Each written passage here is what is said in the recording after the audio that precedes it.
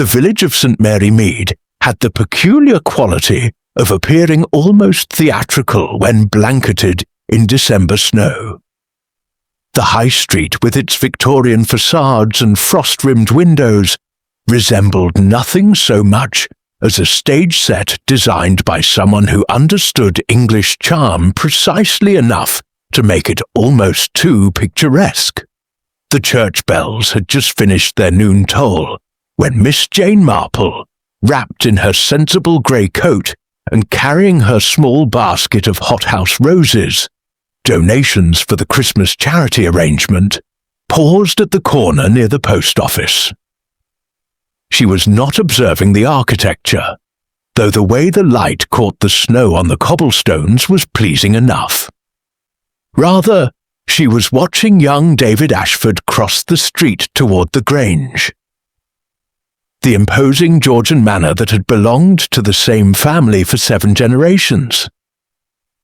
David moved with the peculiar gait of someone carrying a burden both physical and emotional, shoulders tense, eyes fixed, ahead. Miss Marple had known David since he was a boy in short trousers, stealing apples from the vicar's garden. Now, at 32, he was the heir apparent to that same Grange, though his expression suggested he carried the weight of that inheritance as though it were a sack of stones rather than an opportunity. The Ashford family Christmas party was being held that evening, a tradition as fixed as the winter solstice itself. All of St. Mary Mead that mattered would attend: the doctor, the solicitor, the vicar and his wife, the retired colonial officer, and a selection of lesser parish gentry. Even Miss Marple, who preferred her own quiet cottage to social obligations, would make an appearance. She had accepted weeks ago, before the weight of family drama had, as she had somehow sensed it would, begun to accumulate like snow before a storm. She had heard the rumours, of course. In a village like St. Mary Mead, rumours preceded events as surely as thunder followed lightning. They had begun innocuously enough. Margaret Ashford, David's aunt, had suffered a small stroke in October. Nothing alarming, the doctor said, though his careful qualifications suggested otherwise. Margaret had recovered most of her function, though her right hand remained slightly weak, and her speech, once crisp and authoritative, now occasionally faltered. Then came the news about the heirloom. The Ashford emerald was not merely jewellery.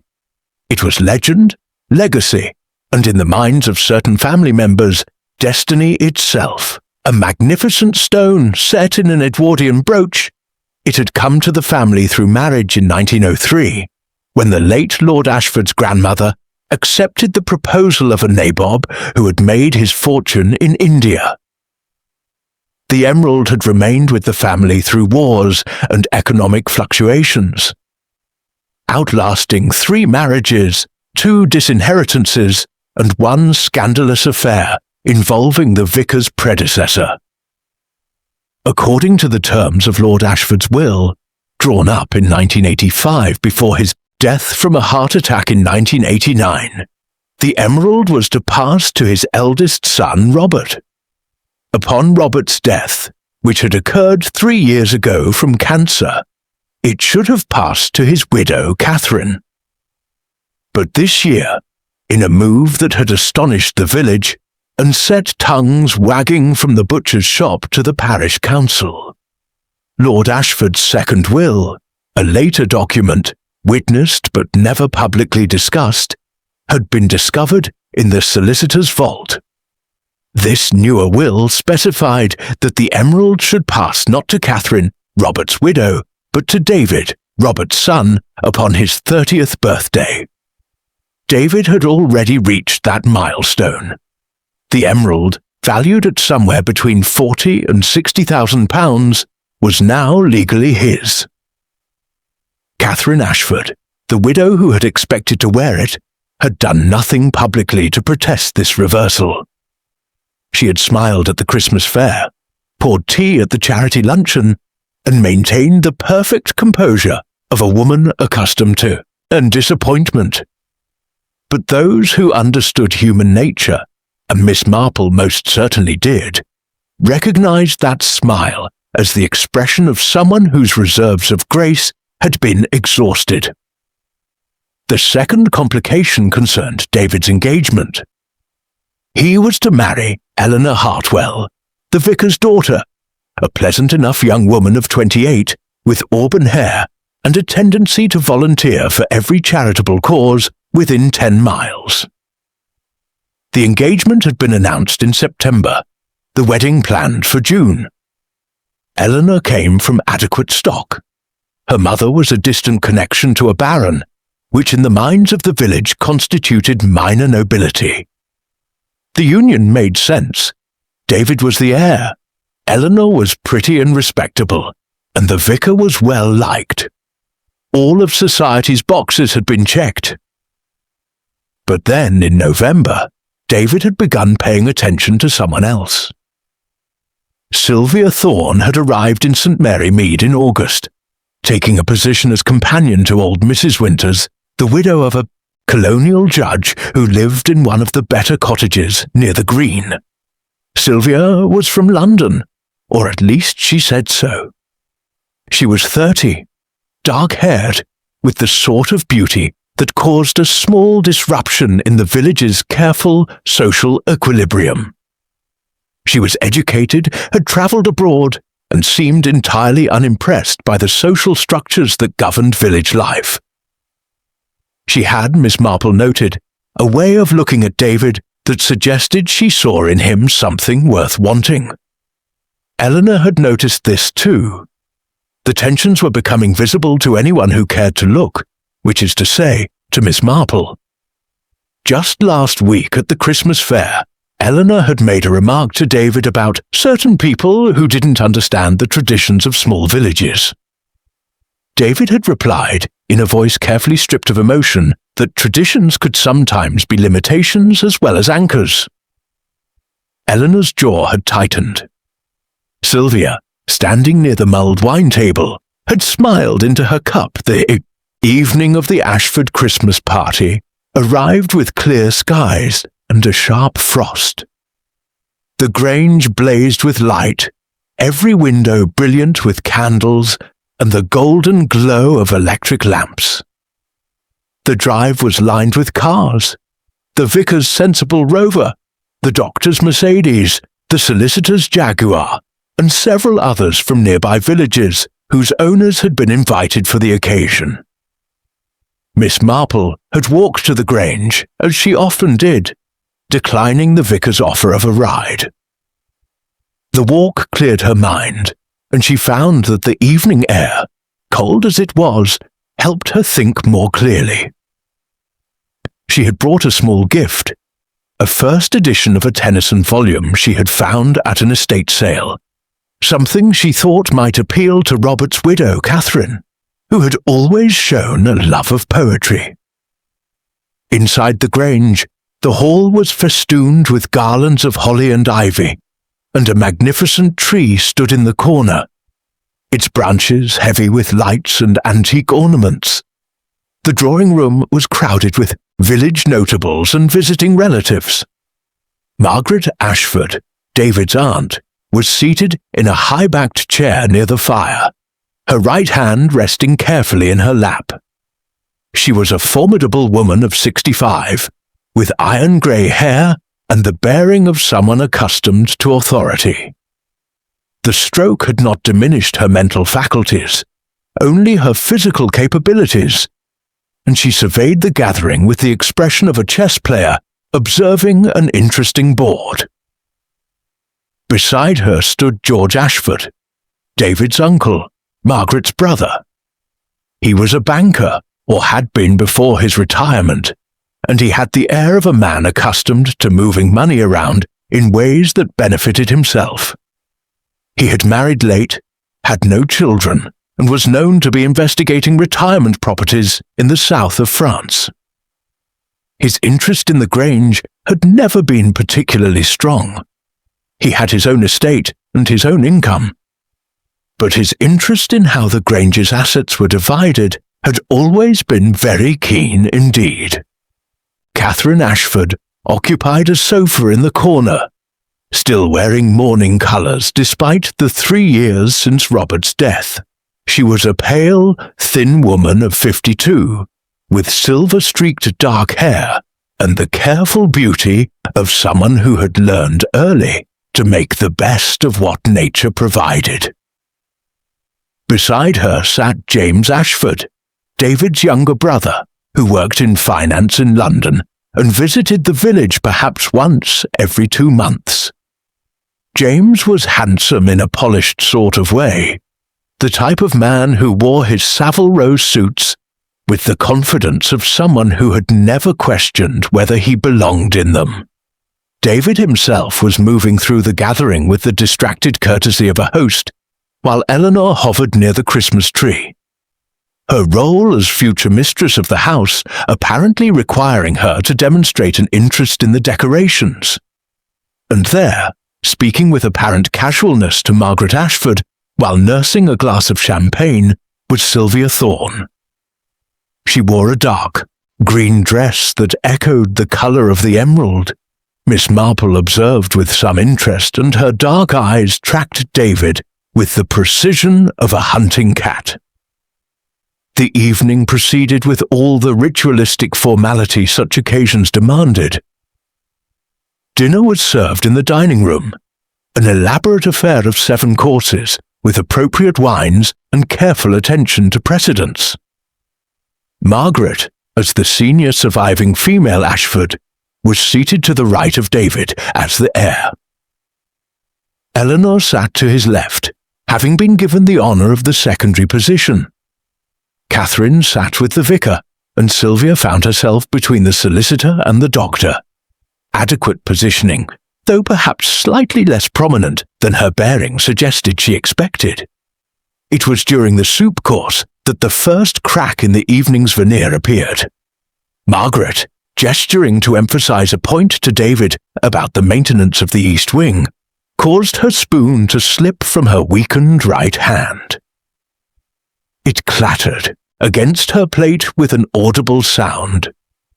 She reached for it with her left hand, but her face flushed with the effort and the embarrassment of physical limitation.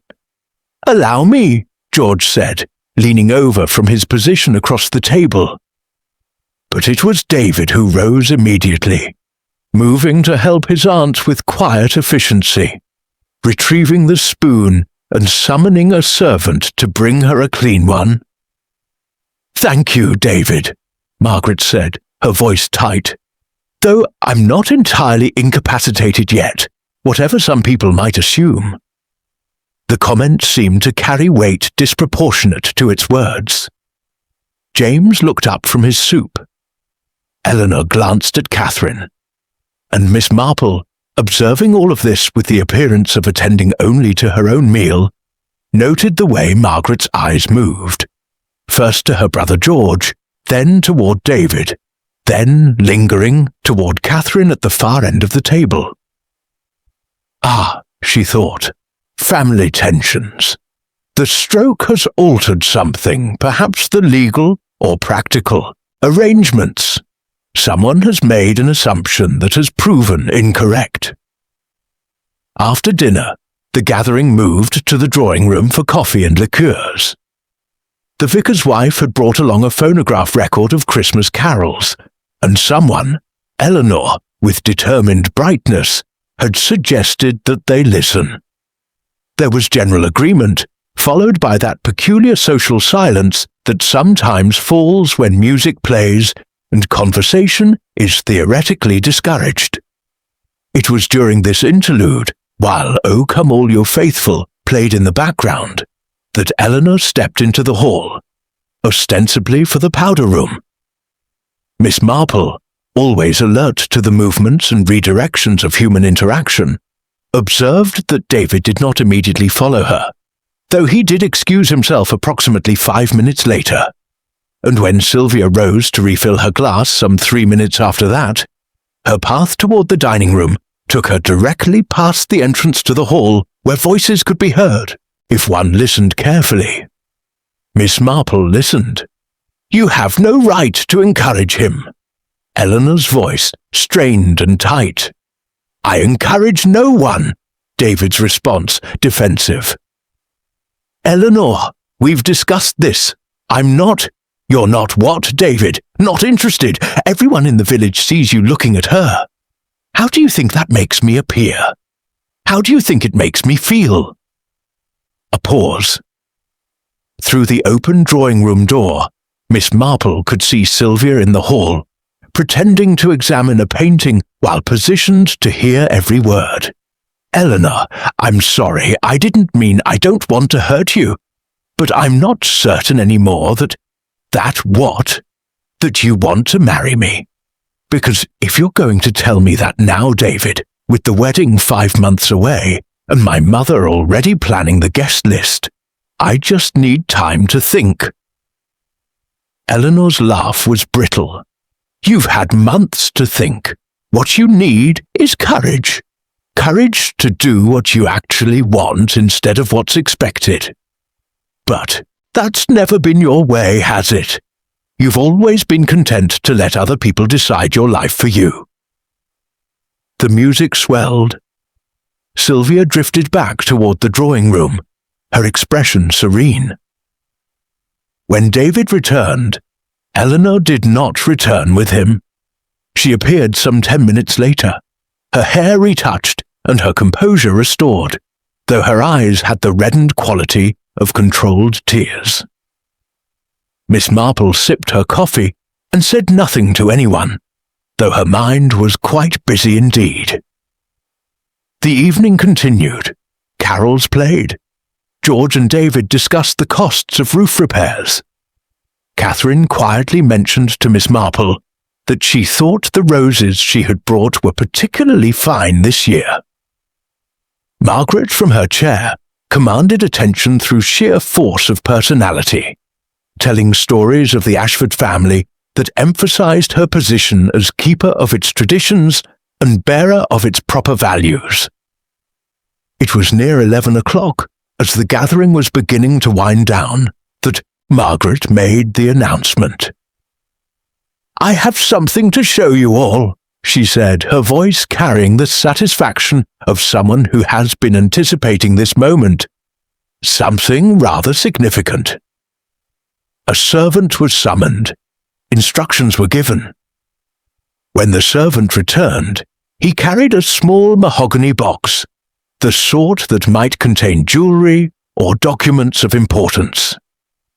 Margaret opened it with her left hand, managing the task with determined effort that suggested the gesture was deliberate, an assertion of her continued capability.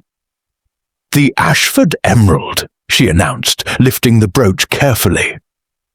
The stone caught the light and threw it back in deep, rich green, a colour that seemed to contain depths, as though one might fall into it if one stared too long. There was a collective intake of breath. Even those who had heard about the emerald in abstract terms had not seen it before. Its reality, its weight and beauty and undeniable value suddenly made the legal disputes surrounding it feel less like village gossip and more like profound consequence. "The law," Margaret said, her voice carefully measured, "currently awards this to David. His 30th birthday has passed, and the terms of father's will are clear." She paused, letting that statement settle. "However, I have been considering the matter most carefully since my illness."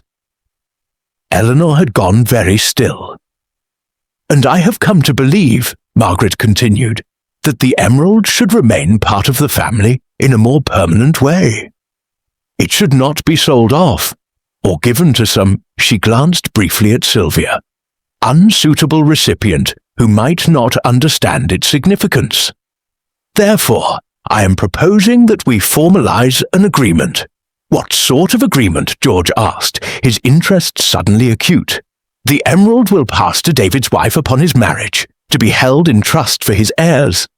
Should David not marry by his 35th birthday, The emerald reverts to the family trust, to be managed collectively. David had gone quite pale. Eleanor's breath, which Miss Marple could hear from her position, had become shallow and quick.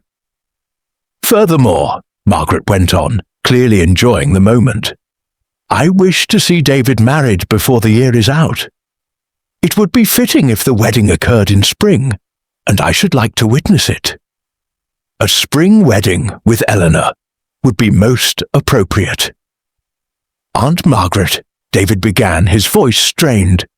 I appreciate your concern, but surely you must understand that such— I understand perfectly, Margaret interrupted.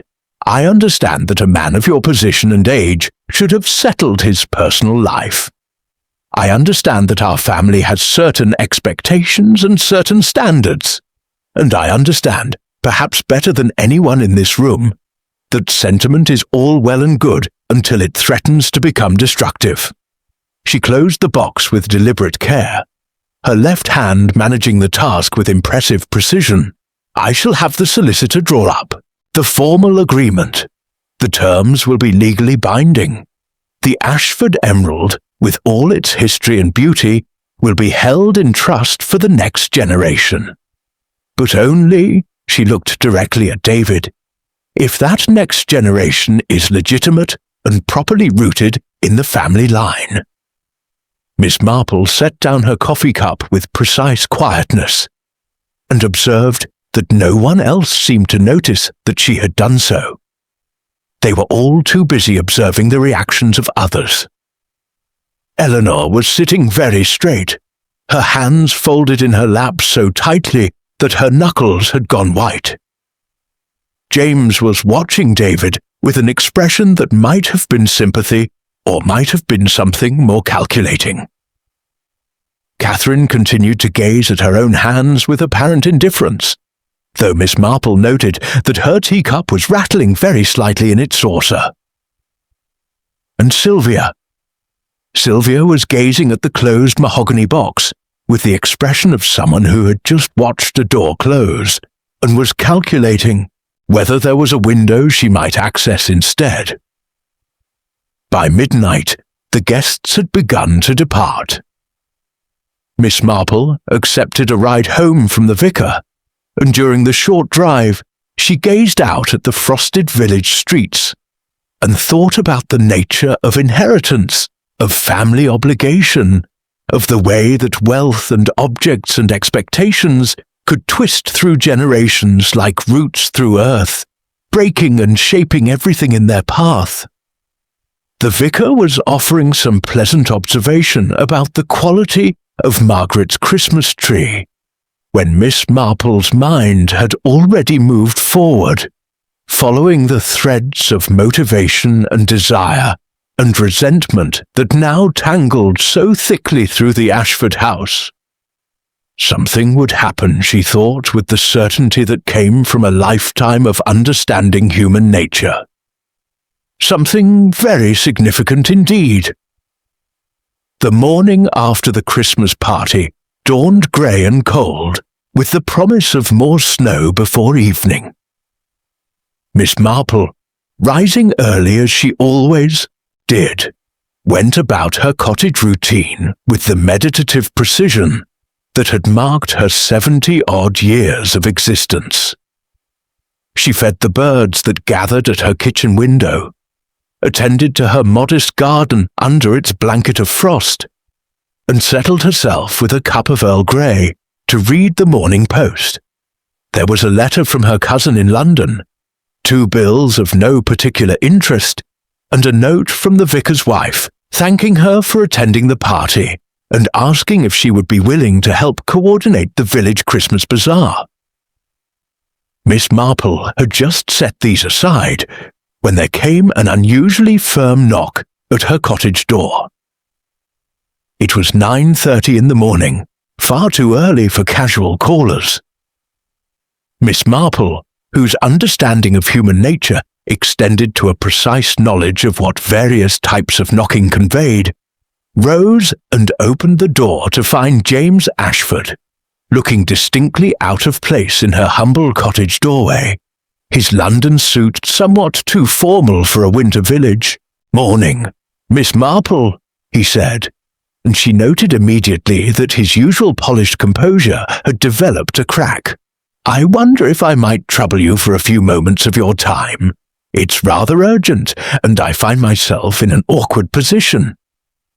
Miss Marple invited him in, as propriety demanded, and settled him in her sitting room with a cup of tea, before he had quite finished explaining the nature of his visit.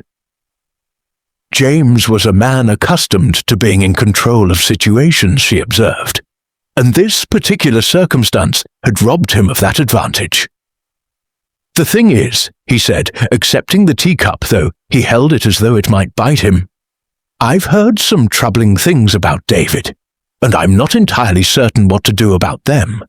We're not close, my brother and I, as you probably know. Different temperaments, different lives. But he is still my brother, and I wouldn't want to see him make a catastrophic mistake." "What sort of mistake?" Miss Marple asked gently, settling herself in the chair across from him, with her own cup. "Last night, after everyone had left, I stayed behind.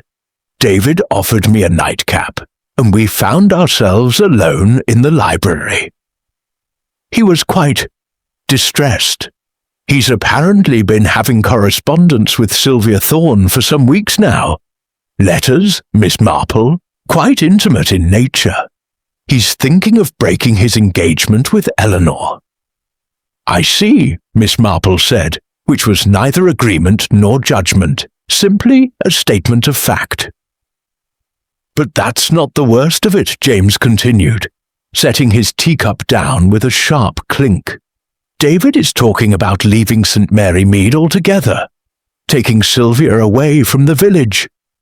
Apparently, he has some notion of establishing himself somewhere on the continent. The south of France he mentioned, though I suspect the destination changes with his mood. He's apparently been speaking with Aunt Margaret about selling off some of his properties to finance this adventure." Miss Marple's eyebrows rose slightly. "And what did Margaret say to this proposal?" "That's where it becomes complicated," James said. "David says Margaret threatened him, said that if he did anything so foolish as to run away with Sylvia Thorne, she would use her influence to have the emerald legally contested.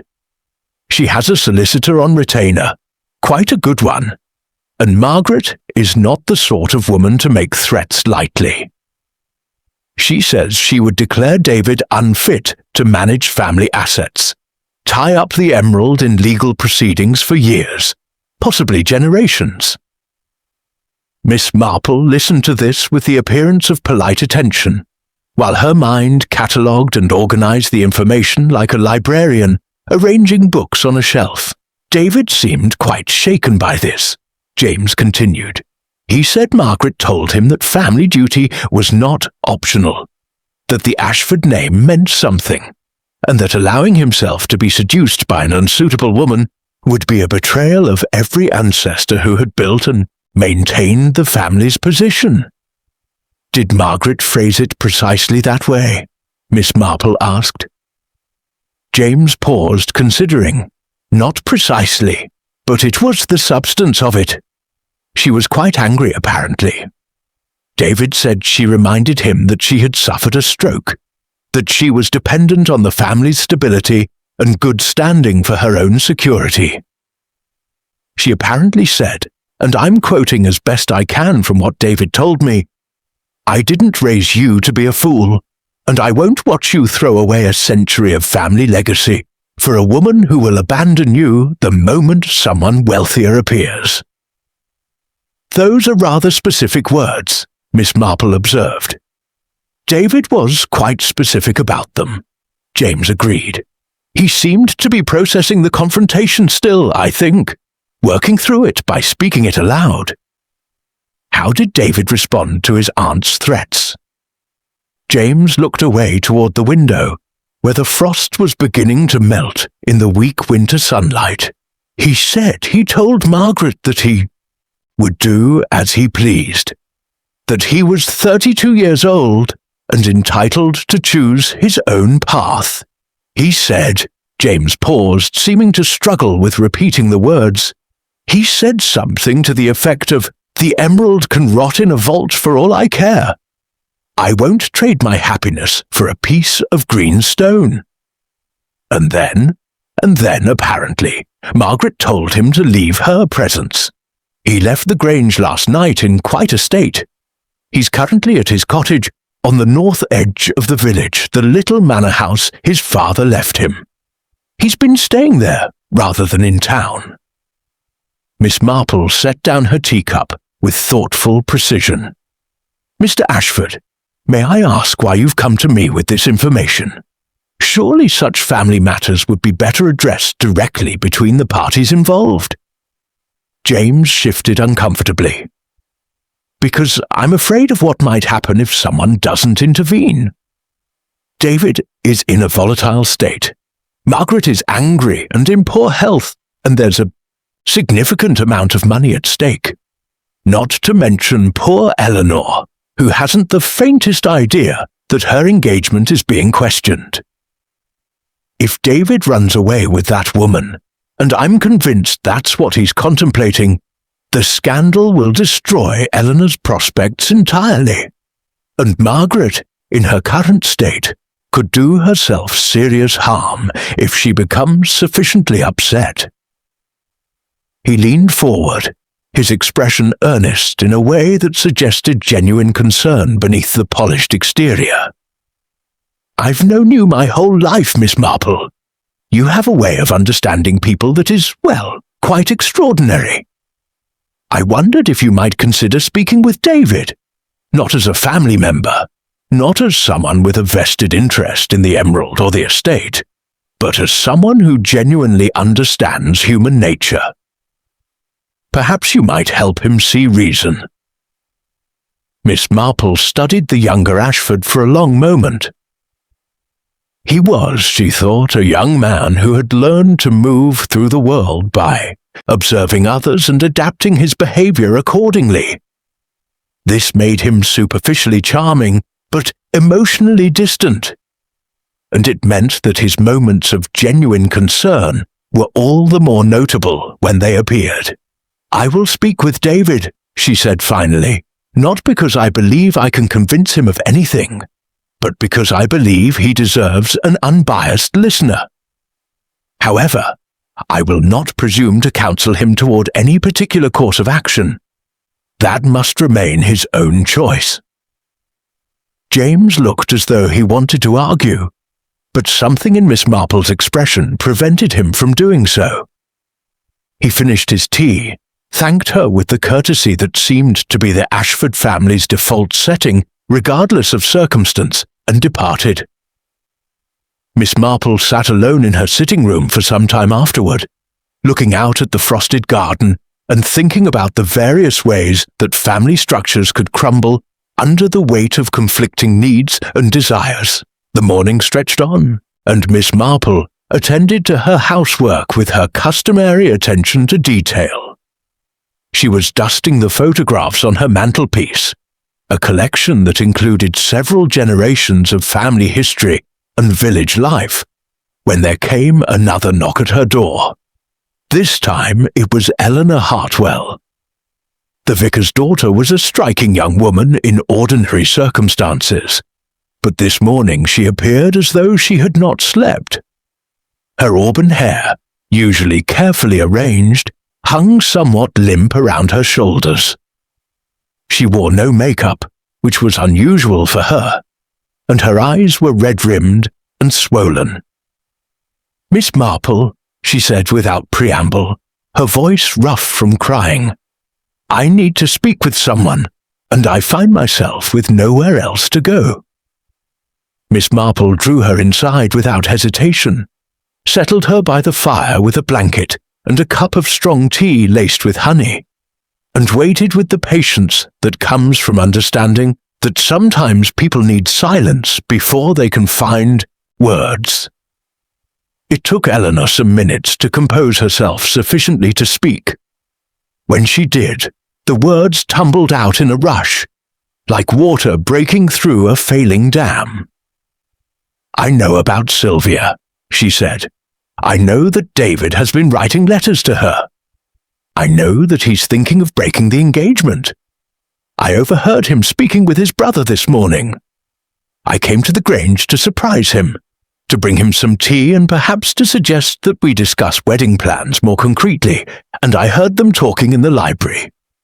She paused, taking a shaky breath. "David said something about it all being impossible. He said that Margaret has made it clear that if he doesn't marry me, the emerald will be tied up in legal proceedings indefinitely. But he also said that he couldn't marry me when he doesn't love me, that it would be cruel to both of us, and that he'd rather lose the emerald than lose his self-respect." Eleanor's voice broke slightly.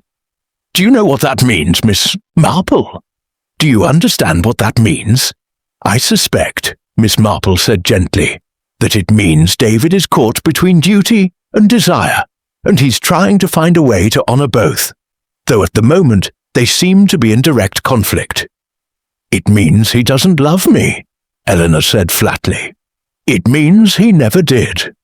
He was content to marry me because it was expected, because it made practical sense, because I was convenient and well suited to the role of mistress of the Grange. But now that something else has come along, someone more exciting, someone from outside the village, he realizes that he doesn't actually want me at all." She wrapped her arms around herself, though she was already wrapped in the blanket. "The worst part is that I'm not even angry with him for it. That's what frightens me most. I'm not angry, I'm just devastated, because I thought that this was what we both wanted. I thought that was enough." Miss Marple handed her a fresh cup of tea. "Did you love him, truly love him, before all of this?" Eleanor was quiet for a long moment. "I thought I did, but now I wonder if what I felt was love or simply acceptance. He was appropriate, he was kind. Our families knew each other. There was no passion in it, but there was comfort. And now? Now I realize that I wanted to love him," Eleanor said softly. "I wanted to be the sort of woman who was loved the way David apparently loved Sylvia Thorne. And I suppose that's its own form of tragedy, isn't it? To want the love rather than to receive it, and to discover the difference only when it's too late." Miss Marple said nothing for a moment. Then, "Eleanor, tell me something. Before Sylvia Thorne arrived in the village, were you happy with David?" Eleanor considered this with the seriousness it deserved. "I was content. I thought content was the best I could hope for." "And now you know better," Miss Marple said. "That is valuable knowledge, though it causes you pain. But I wonder if you might consider that this pain, while real and significant, is also temporary. You are 28 years old, with your whole life ahead of you. There is time yet for genuine love, if you allow yourself to seek it." "How can I face the village?" Eleanor asked, her voice small. "The engagement was announced months ago. My mother has already commissioned the wedding dress. I'm meant to become mistress of one of the grandest houses in the county. How can I possibly explain to everyone that I've been jilted?" "You might consider," Miss Marple suggested, "that you have not been jilted. Rather, you and David have both come to understand that an engagement made without love is not a suitable foundation for a marriage. It would be far better to acknowledge this now than to discover it years hence, with children involved and greater hurt on both sides." Eleanor nodded slowly, though the understanding did not seem to ease her distress. She sat with Miss Marple for another hour, talking about her hopes and fears, her sense of having failed somehow, her uncertainty about her future.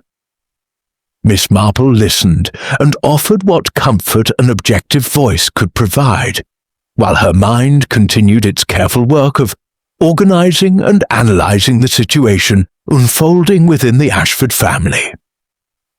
When Eleanor finally left, somewhat more composed but no less heartbroken, Miss Marple stood at her window and watched the young woman walk slowly back toward the village centre. Her shoulders slumped with the weight of disappointed expectation. It was now early afternoon. Miss Marple made herself a light lunch, changed into a warmer coat, and set out toward the north edge of the village, where David Ashford's cottage sat, in relative isolation. The cottage, called Willowbrook by those who cared for such designations, was a charming Tudor structure set back from the lane behind a row of ancient yews. David answered the door himself, looking much as his brother had that morning, dishevelled, distressed, and somewhat surprised to find his caller to be a 60-plus-year-old woman, rather than whoever he had been expecting. "Miss Marple," he said with the automatic courtesy of someone raised to believe that courtesy was owed to all visitors, regardless of circumstance. "Do come in. I'm afraid the place is rather a mess, but—" "I don't require perfect housekeeping," Miss Marple interrupted gently. "I've come because I understand you might be in need of conversation with someone who isn't personally invested in your decisions." David's expression shifted subtly. Understanding crossed his face, followed by resignation. "I suppose James came to see you." "He did," Miss Marple confirmed.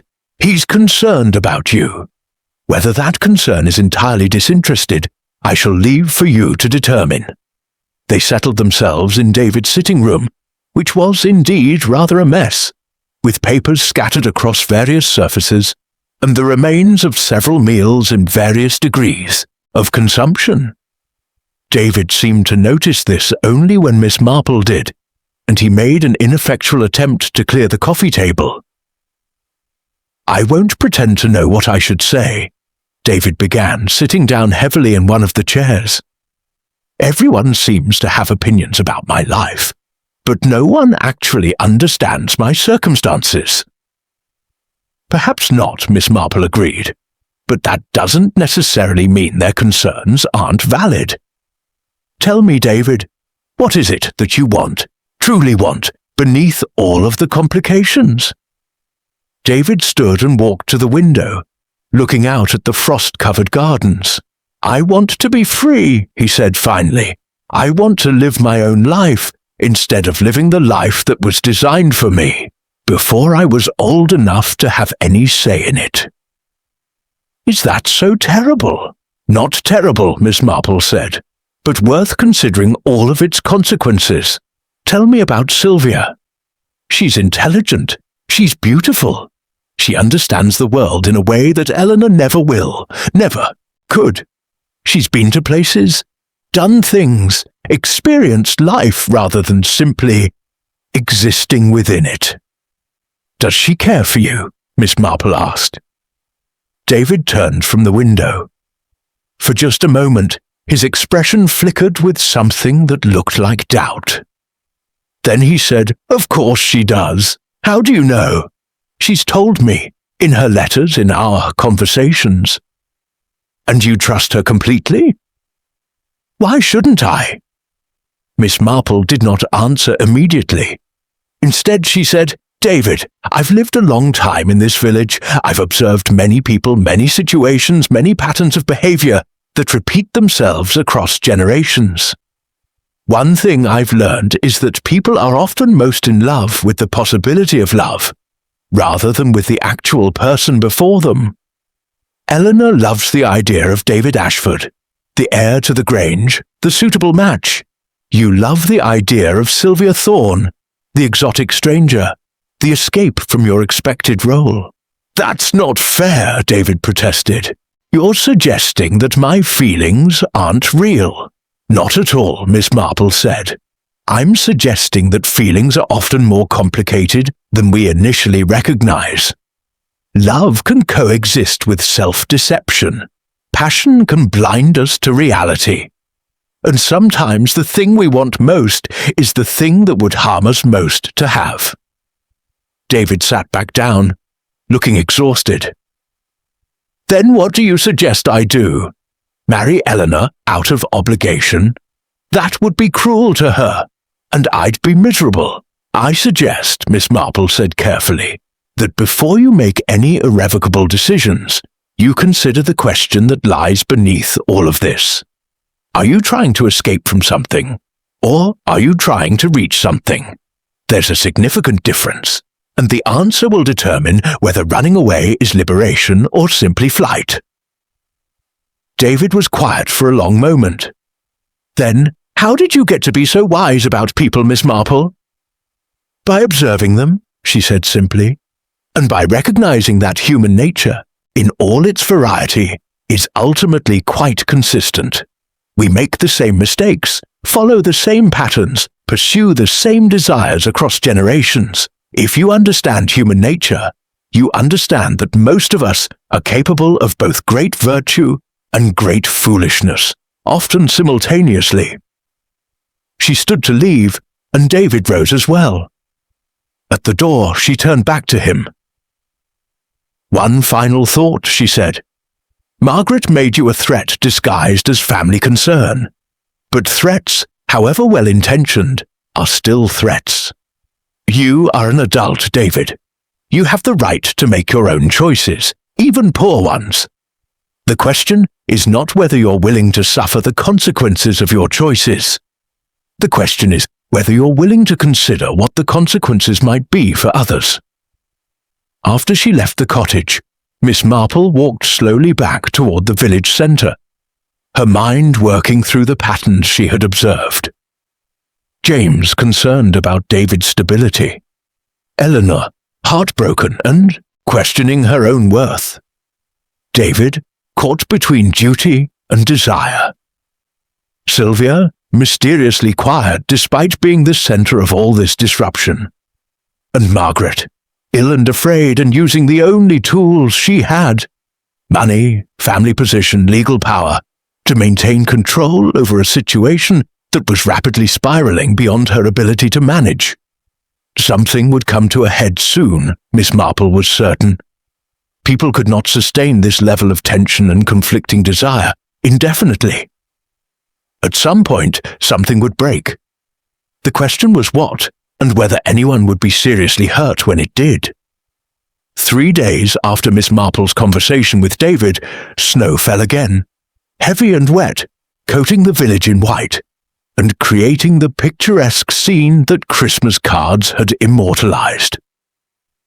It was the sort of snow that looked beautiful from indoors, but was treacherous underfoot, and it effectively isolated the village from the outside world for nearly 24 hours. It was during this isolation that David Ashford, in what witnesses later described as a state of considerable agitation, made an announcement at the village pub that he intended to leave St. Mary Mead within a fortnight and establish himself on the continent. He was, he stated, ending his engagement with Eleanor Hartwell, and would be departing with a person of significant importance to his future happiness. The patrons of the pub, though he did not name Sylvia Thorne specifically, required approximately 30 seconds to determine precisely who that person must be.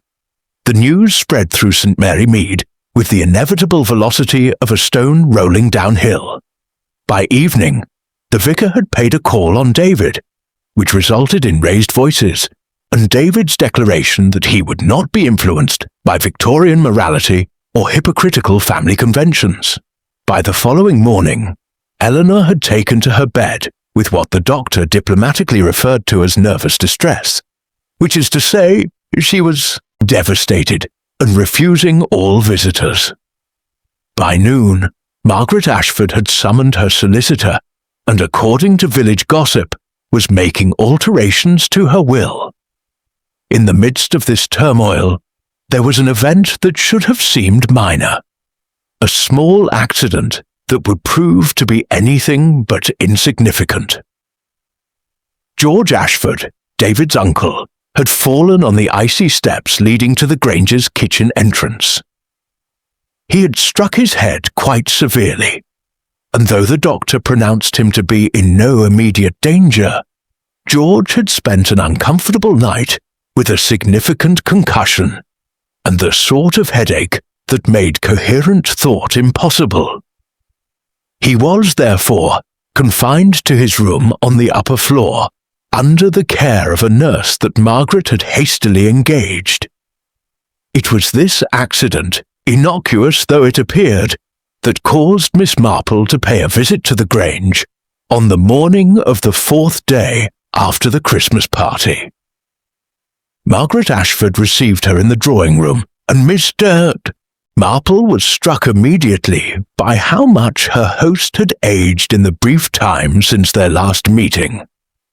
The stroke had left Margaret with a certain fragility, but the events of the past few days seemed to have accelerated her decline. She moved more slowly, spoke more carefully, and her eyes had taken on the quality of someone who was beginning to lose faith in her ability to control her circumstances. "Miss Marple," Margaret said, gesturing for her to sit, "how kind of you to call. I'm afraid the household is in a state of considerable chaos. David has lost his mind, George has injured himself, and the whole affair with that dreadful woman from London has become quite impossible." "I heard about George's accident," Miss Marple said gently. "I hope he is recovering. The doctor says he will be fine, though he'll need to rest for a few days. It's most inconvenient timing." Margaret paused, her expression tightening. "Though I suppose there was never a convenient time for my nephew to betray the family and declare his intention to run away with a woman who has been in the village less than 6 months. Families are often tested by change," Miss Marple observed. "It's not always clear how people will respond until the moment arrives." "David's response is clear enough," Margaret said bitterly. "He's choosing passion over duty. He's choosing a woman of questionable background over his family obligations. He's choosing to throw away everything his ancestors built." "Is he?" Miss Marple asked.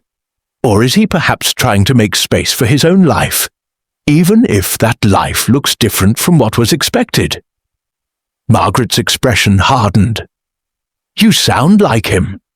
He uses that very language, my own life, my own choices, as though life were something one could simply possess, as though it didn't come with responsibilities and obligations and debts to those who came before." Miss Marple was quiet for a moment, observing her host. Margaret was a woman of considerable will and intelligence, but that intelligence had been focused for so long on maintaining control that she perhaps no longer knew how to exercise influence in any other way. "Margaret," Miss Marple said, using the woman's first name in a way that surprised them both, "what is it that you truly want? Not for the family, not for the Grange, but for yourself. What would bring you peace?" Margaret looked away, toward the window where snow was beginning to fall again. For a long moment, she didn't answer. When she did, her voice was quieter than before. "I want to know that everything I've tried to hold together won't simply fall apart the moment I stop watching it. I want to believe that the work I've done has meant something, and I suppose I'm afraid that if David leaves, if he takes the emerald and the family legacy with him into some life I can't control or understand, then everything will have been for nothing." "Everything you've done," Miss Marple said gently, "has meant something, but meaning is not dependent on control. You can't force David to live the life you've chosen for him any more than you could force yourself to live the life your parents chose. All you can do is offer guidance and hope that he makes wise decisions. If he doesn't, that doesn't diminish what you've done. It simply means he's human." Margaret turned to look at her, and for just a moment, Miss Marple saw beneath the iron control to the exhausted woman underneath her I don't know how to let go, Margaret said simply. Few people do, Miss Marple replied. It's perhaps the most difficult task of aging, to surrender the illusion of control while maintaining our capacity to love and guide. They talked for some time longer, about family and duty and the inevitable disappointments that come with age. By the time Miss Marple left the Grange, Margaret seemed somewhat eased, though Miss Marple was uncertain whether the easing would last or whether the woman would retreat back into her attempts at control the moment she was alone.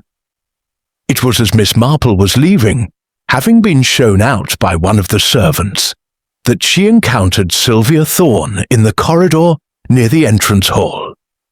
Sylvia was dressed for going out, her coat and hat suggesting she was on her way into the village, but she paused when she saw Miss Marple, and her expression became very carefully neutral. "Miss Marple," she said, "I didn't realize you were visiting." "A brief call on Margaret," Miss Marple said. "I wanted to inquire after her health." "How kind," Sylvia said, but her tone suggested that kindness was not what she thought Miss Marple was actually offering. "Tell me, Miss Thorne," Miss Marple said, as though the thought had just occurred to her. "How have you come to be staying at the Grange? I understood you were employed as companion to Mrs. Winters." Sylvia's expression flickered almost imperceptibly. "Mrs. Winters has been unwell. It seemed more convenient for Margaret to offer me accommodation while she recovers. And of course, with all the upheaval over David's situation, Margaret seemed to feel that having a younger woman in the house might be—" She paused, considering her words, "helpful in some way." "That's a generous interpretation of Margaret's hospitality," Miss Marple said mildly. "I wonder, though, if you've considered what life would actually be like if David did choose to leave with you. Have you and he discussed the practical aspects? Where you would go, what you would do, how you would support yourselves?" "David is not without means," Sylvia said coolly. "He has property and investments. We would manage well enough." "I'm sure you would," Miss Marple agreed. "But I was asking specifically about what you had discussed. Not whether it would be possible, but whether you had actually had that conversation." Sylvia's composure remained intact, but something in her eyes shifted. "I don't see how that's your concern, Miss Marple." "Perhaps not," Miss Marple conceded. "But I've learned in my years that people often assume far too much about one another's intentions and plans. Misunderstandings frequently arise from the things we don't say. It occurred to me that you and David might both be clearer on the subject if you spoke more directly about what each of you expects." After Sylvia had left, moving toward the village with quick, purposeful steps, Miss Marple made her way home, her mind circling around what she had observed in that brief exchange. Sylvia was intelligent and careful, but there had been something underneath her composure, a tension that suggested matters were not as settled as she had implied. The following day, there was a knock at Miss Marple's door near mid-morning. It was Catherine Ashford, David's stepmother, looking considerably more composed than she had appeared at the Christmas party, but with a quality of purpose that suggested this was not a social call. "Miss Marple," Catherine said without preamble, "I need to speak with you about something of considerable delicacy. May I come in?"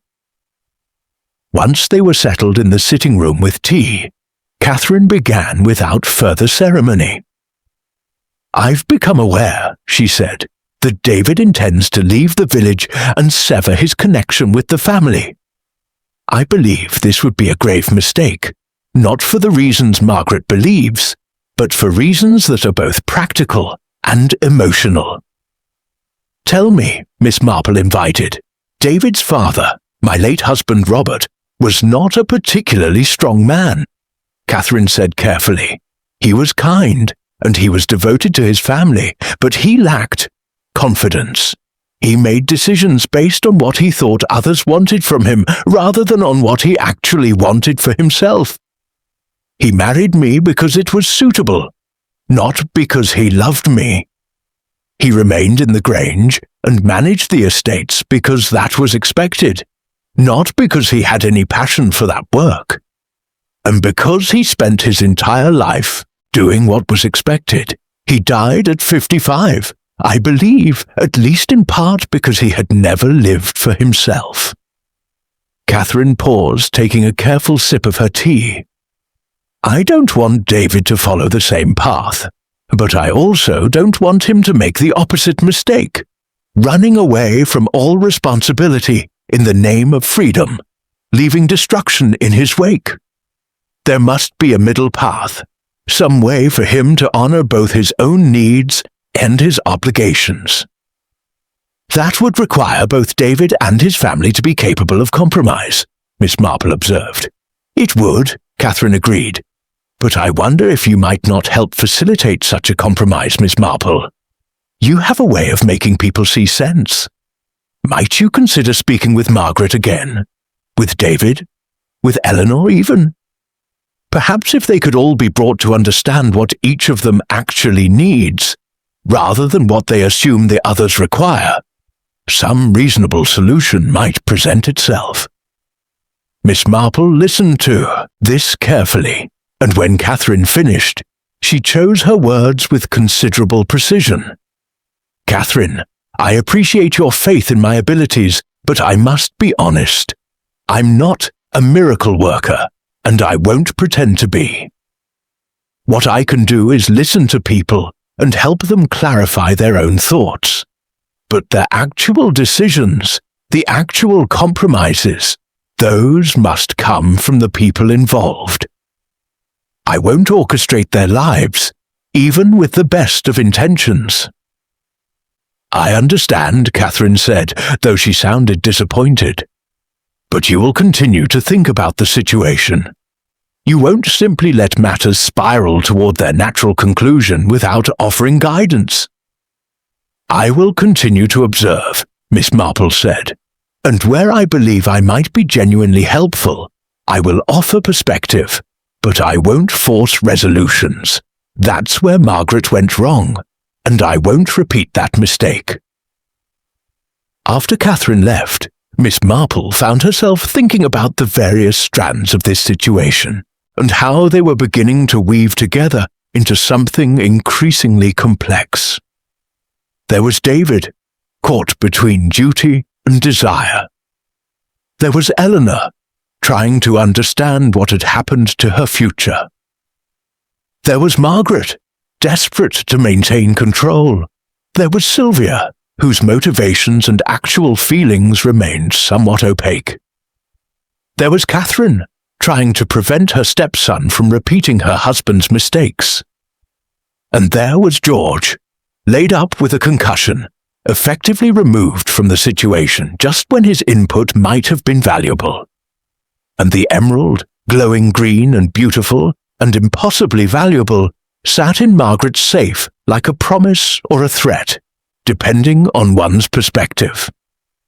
On the morning of the 6th day after the Christmas party, the snow began to melt. The temperature rose slightly, and the thaw, when it came, was rapid and dramatic. Rivers that had been quiet under their coating of ice began to flow again. Paths became muddy and treacherous. And in the village, people began to emerge from their homes, restless after the forced isolation of the snow.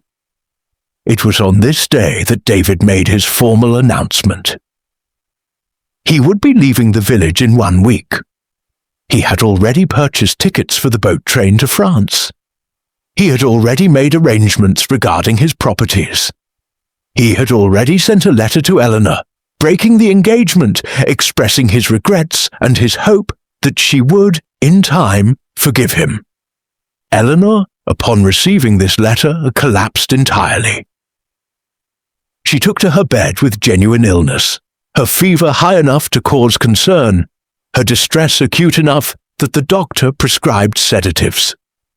Margaret, hearing of this, became extremely upset.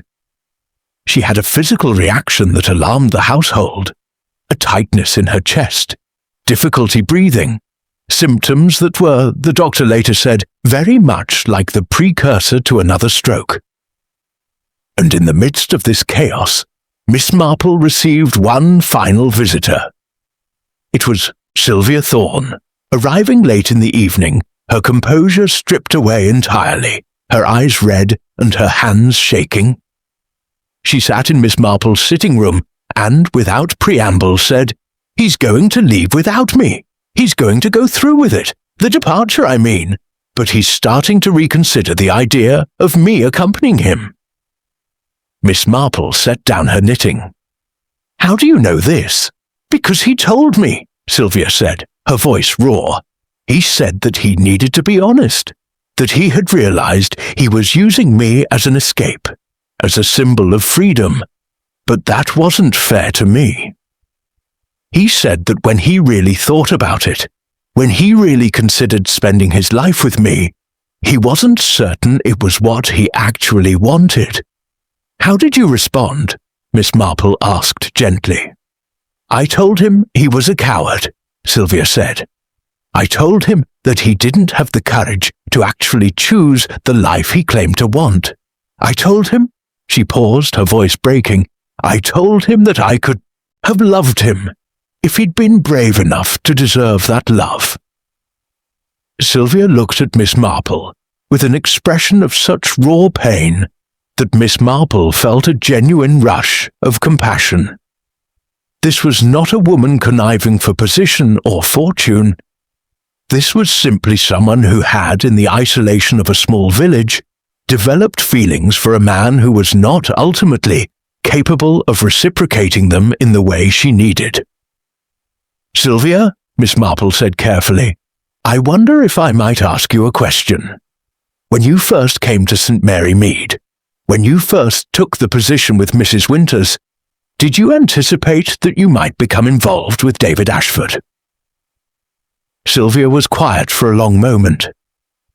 "No," she said finally. "I came here because I needed to get away from London, because I had made some mistakes there and needed a fresh start. I took the position with Mrs. Winters because it offered that fresh start. David was unexpected." "And looking back now," Miss Marple said, "do you think you were in love with David himself, or with the possibility he represented?" Sylvia's face crumpled slightly. "I don't know," she whispered. "At the time, it felt like love. But now, hearing him express doubt, I wonder if I was simply attracted to the same thing he was attracted to me for. The idea of escape, the possibility of being someone different, somewhere different." "That's a significant insight," Miss Marple said gently. "And it suggests that perhaps what has happened is not a tragedy but rather a fortunate occurrence. Better to discover this now than after you had both left everything behind." "It doesn't feel fortunate," Sylvia said bitterly. "It feels like failure." "Many things that are ultimately beneficial feel like failure in the moment," Miss Marple replied. "But consider, you came to St. Mary Mead seeking a fresh start. Has your time here not given you that, in a manner? You've learned something about yourself, about what you actually want versus what you thought you wanted. You've had an adventure, experienced an emotion, tested yourself against circumstance. That's not failure, Sylvia. That's living." Sylvia left some time later, and Miss Marple sat alone in her cottage, contemplating the evening and all that it had revealed. David was leaving. Sylvia was staying. Eleanor was ill. Margaret was in distress. And the Ashford family was fragmenting under the weight of conflicting desires and unmet expectations. What would happen next, Miss Marple wondered, would depend on what occurred in the next few days. But she had a sense a deep and intuitive understanding born of decades of observing human nature, that David's departure would be the catalyst for something far more significant than anyone yet anticipated. The emerald, glowing in Margaret's safe, waited for its next owner, not understanding that the path to that ownership would be far more complicated and far more tragic than anyone could have predicted. It was on the 8th day after the Christmas party that David Ashford died. The official account, as reported by the police and corroborated by the doctor, was remarkably straightforward. David had taken his own life by means of an overdose of sleeping pills, the very same pills that the doctor had prescribed for Eleanor's distress, and which had, through some confusion regarding which packets belonged to whom, ended up in David's bedroom at Willowbrook. He had left a note, brief and without explicit statement of purpose, though the content suggested a man in considerable emotional turmoil.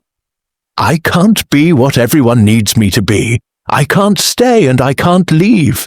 There's no path forward that doesn't hurt someone I care about. Forgive me."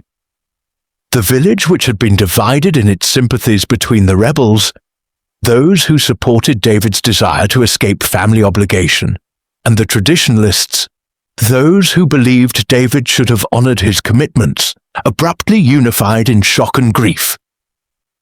A suicide, even in a village accustomed to drama, was a profound rupture in the social fabric. The police investigation, such as it was, concluded quickly. There were no signs of struggle. The pills were undeniably David's medication. The note, though not explicitly a suicide note, suggested sufficient emotional distress to make self-harm plausible. The case was closed within a week. But Miss Marple, sitting in her cottage while the village processed its collective grief, was not entirely satisfied with this conclusion. It was not that she doubted David's capacity for despair. A man caught between such conflicting pressures, rejected by his family, unable to commit to the woman who had become symbolic of his freedom, uncertain of his own identity and desires. Such a man could certainly see suicide as a solution to an impossible situation. But there were aspects of the circumstance that troubled her, small details that didn't quite align with the official narrative. The first was the question of the pills themselves. David had been prescribed sleeping medication for insomnia, a not uncommon affliction in men under stress. Eleanor had been prescribed the same medication in the same dosage. But Eleanor had been prescribed this medication in her own name by the doctor, with a prescription written in the doctor's own hand. The pills were in Eleanor's name at the pharmacy, in Eleanor's room at the vicarage. How then had an identical quantity of pills ended up in David's room at Willowbrook, a cottage that was, for all practical purposes, David's own space where he kept his personal effects? The second was the matter of the note. Miss Marple had not seen it personally. The police had taken the original, but the vicar who had seen it described it as having been written on a piece of paper, torn from a ledger or notebook of some kind. The paper was not the sort David typically used for correspondence. His usual stationery, visible in the cottage, was of a better quality. The third was George's injury. The fall had occurred at a critical moment, precisely when tensions were at their height, and it had the effect of removing one of the few people in the Grange who had not been directly involved in the conflicts surrounding David. And the fourth was Margaret's reaction to David's death. Miss Marple had called at the Grange the day after David's body was discovered, intending to pay her respects to the family and offer such comfort as an old woman could provide. She she had found Margaret in her room, under sedation from the doctor, but with an expression that troubled Miss Marple deeply. It was not grief exactly. There was certainly sadness, and there was shock. But there was also something else. Something that looked almost like satisfaction. It was only a moment, only a flicker across Margaret's features as she was waking from sleep. But it was enough to register on Miss Marple's consciousness, enough to add itself to the growing list of small inconsistencies. 2 days after David's death, Miss Marple paid a visit to the local police station, where Inspector Carmody of the county police was overseeing the official conclusion of the case. Carmody was a man in his early 50s, competent and experienced, but also practical in a way that suggested he had little patience for the complications that often surrounded death in small villages. He received Miss Marple with the courtesy owed to her age and position, but with a certain wariness that suggested he had no interest in having his investigation second-guessed by an amateur, however well-intentioned. "Miss Marple," he said, gesturing for her to sit, "I understand you had some contact with the deceased in recent days. I had meant to speak with you, but the case seemed straightforward enough that I didn't want to trouble you unnecessarily." "It is precisely because the case seemed straightforward that I've come to speak with you," Miss Marple said carefully. "I believe there are aspects of this death that deserve closer examination." Carmody's expression became even more guarded. "The man took his own life. The evidence supports that conclusion. The note supports that conclusion. The circumstances support that conclusion. What is it specifically that troubles you?" Miss Marple laid out her concerns with the precision of someone accustomed to organizing information. The pills, and how they came to be in David's possession. The note, and its unusual physical composition. The timing of George's accident. The absence of certain details that one would expect to see in the room where a suicide had occurred. Carmody listened with the patience of a man doing his job, but without the engagement of someone who believes what he's hearing matters. "Miss Marple," he said when she had finished, "I appreciate your concerns, but you must understand that coincidences happen. Pills can be transferred from one location to another for any number of reasons. A note can be written on whatever. Paper happens to be available. And as for the victim's state of mind, his own actions provide the clearest evidence of his emotional condition." "But you did examine the room carefully," Miss Marple pressed. "You looked for anything that might suggest he hadn't been alone." "There were no signs of struggle," Carmody said. "No evidence of anyone else's presence. The door was locked from the inside, with the key found in David's hand. The window was secured. All indicators point to a solitary death." "And the contents of his stomach?" Miss Marple asked. "Did the doctor examine those?" Carmody hesitated slightly. "The doctor provided a preliminary assessment. The medication concentration was consistent with the bottle found beside the bed. That was sufficient for my purposes." "But not for a thorough investigation," Miss Marple said gently. Carmody set down his pen and looked directly at her. "Miss Marple, I understand that you're disturbed by this death. That's natural. But villages, like St. Mary Mead, can become consumed by suspicion and doubt when a tragic event occurs. Often what appears suspicious is simply the result of grief, and the human need to make sense of the incomprehensible. David Ashford was under considerable emotional strain. He took his own life. That's tragic, but it's not uncommon. I don't believe there is anything more sinister here." Miss Marple left the police station, knowing that she would receive no further assistance from the official investigation. But she also left with the absolute certainty that something other than the official account had occurred in David's cottage on the night he died. The question was, what?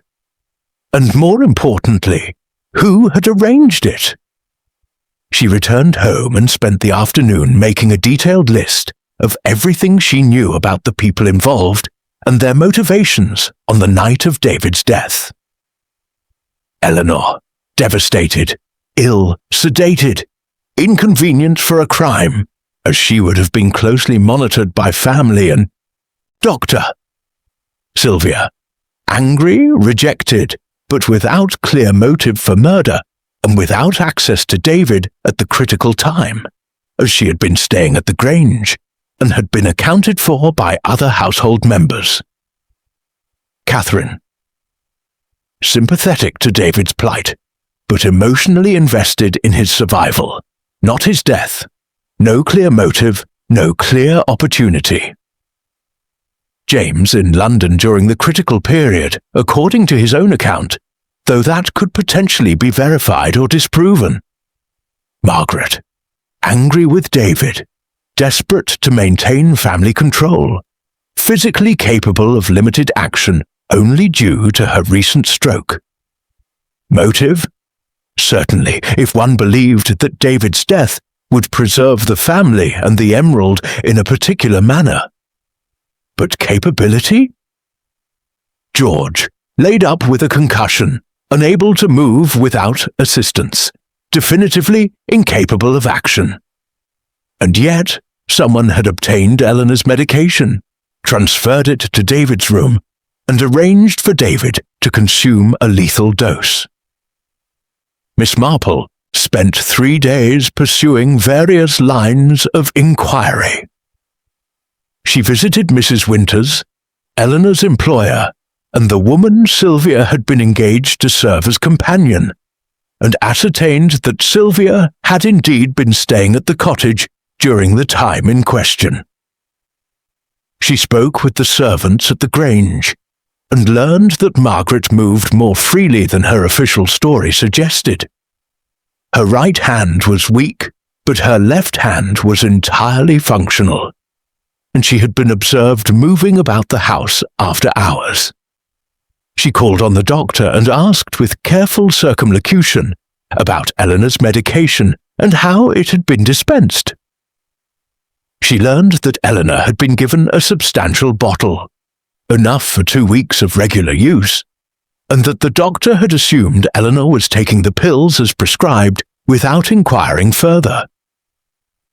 She visited the chemist and discovered that the medication had indeed been dispensed under Eleanor's name in Eleanor's bottle, delivered to Eleanor at the vicarage, but the chemist, upon reflection, admitted that the bottle's contents had never been directly verified by anyone but Eleanor and her mother.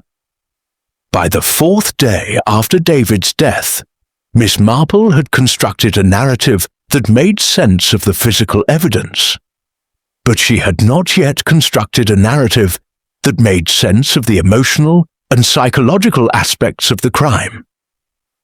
It was Eleanor, finally, who provided that final piece, though she did so without knowing she was doing so.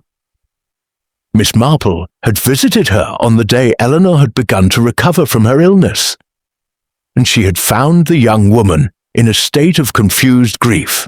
"I keep thinking," Eleanor said, staring at her hands, "about how I told him he was a coward. Those were among the last things I said to him, and I was angry when I said them.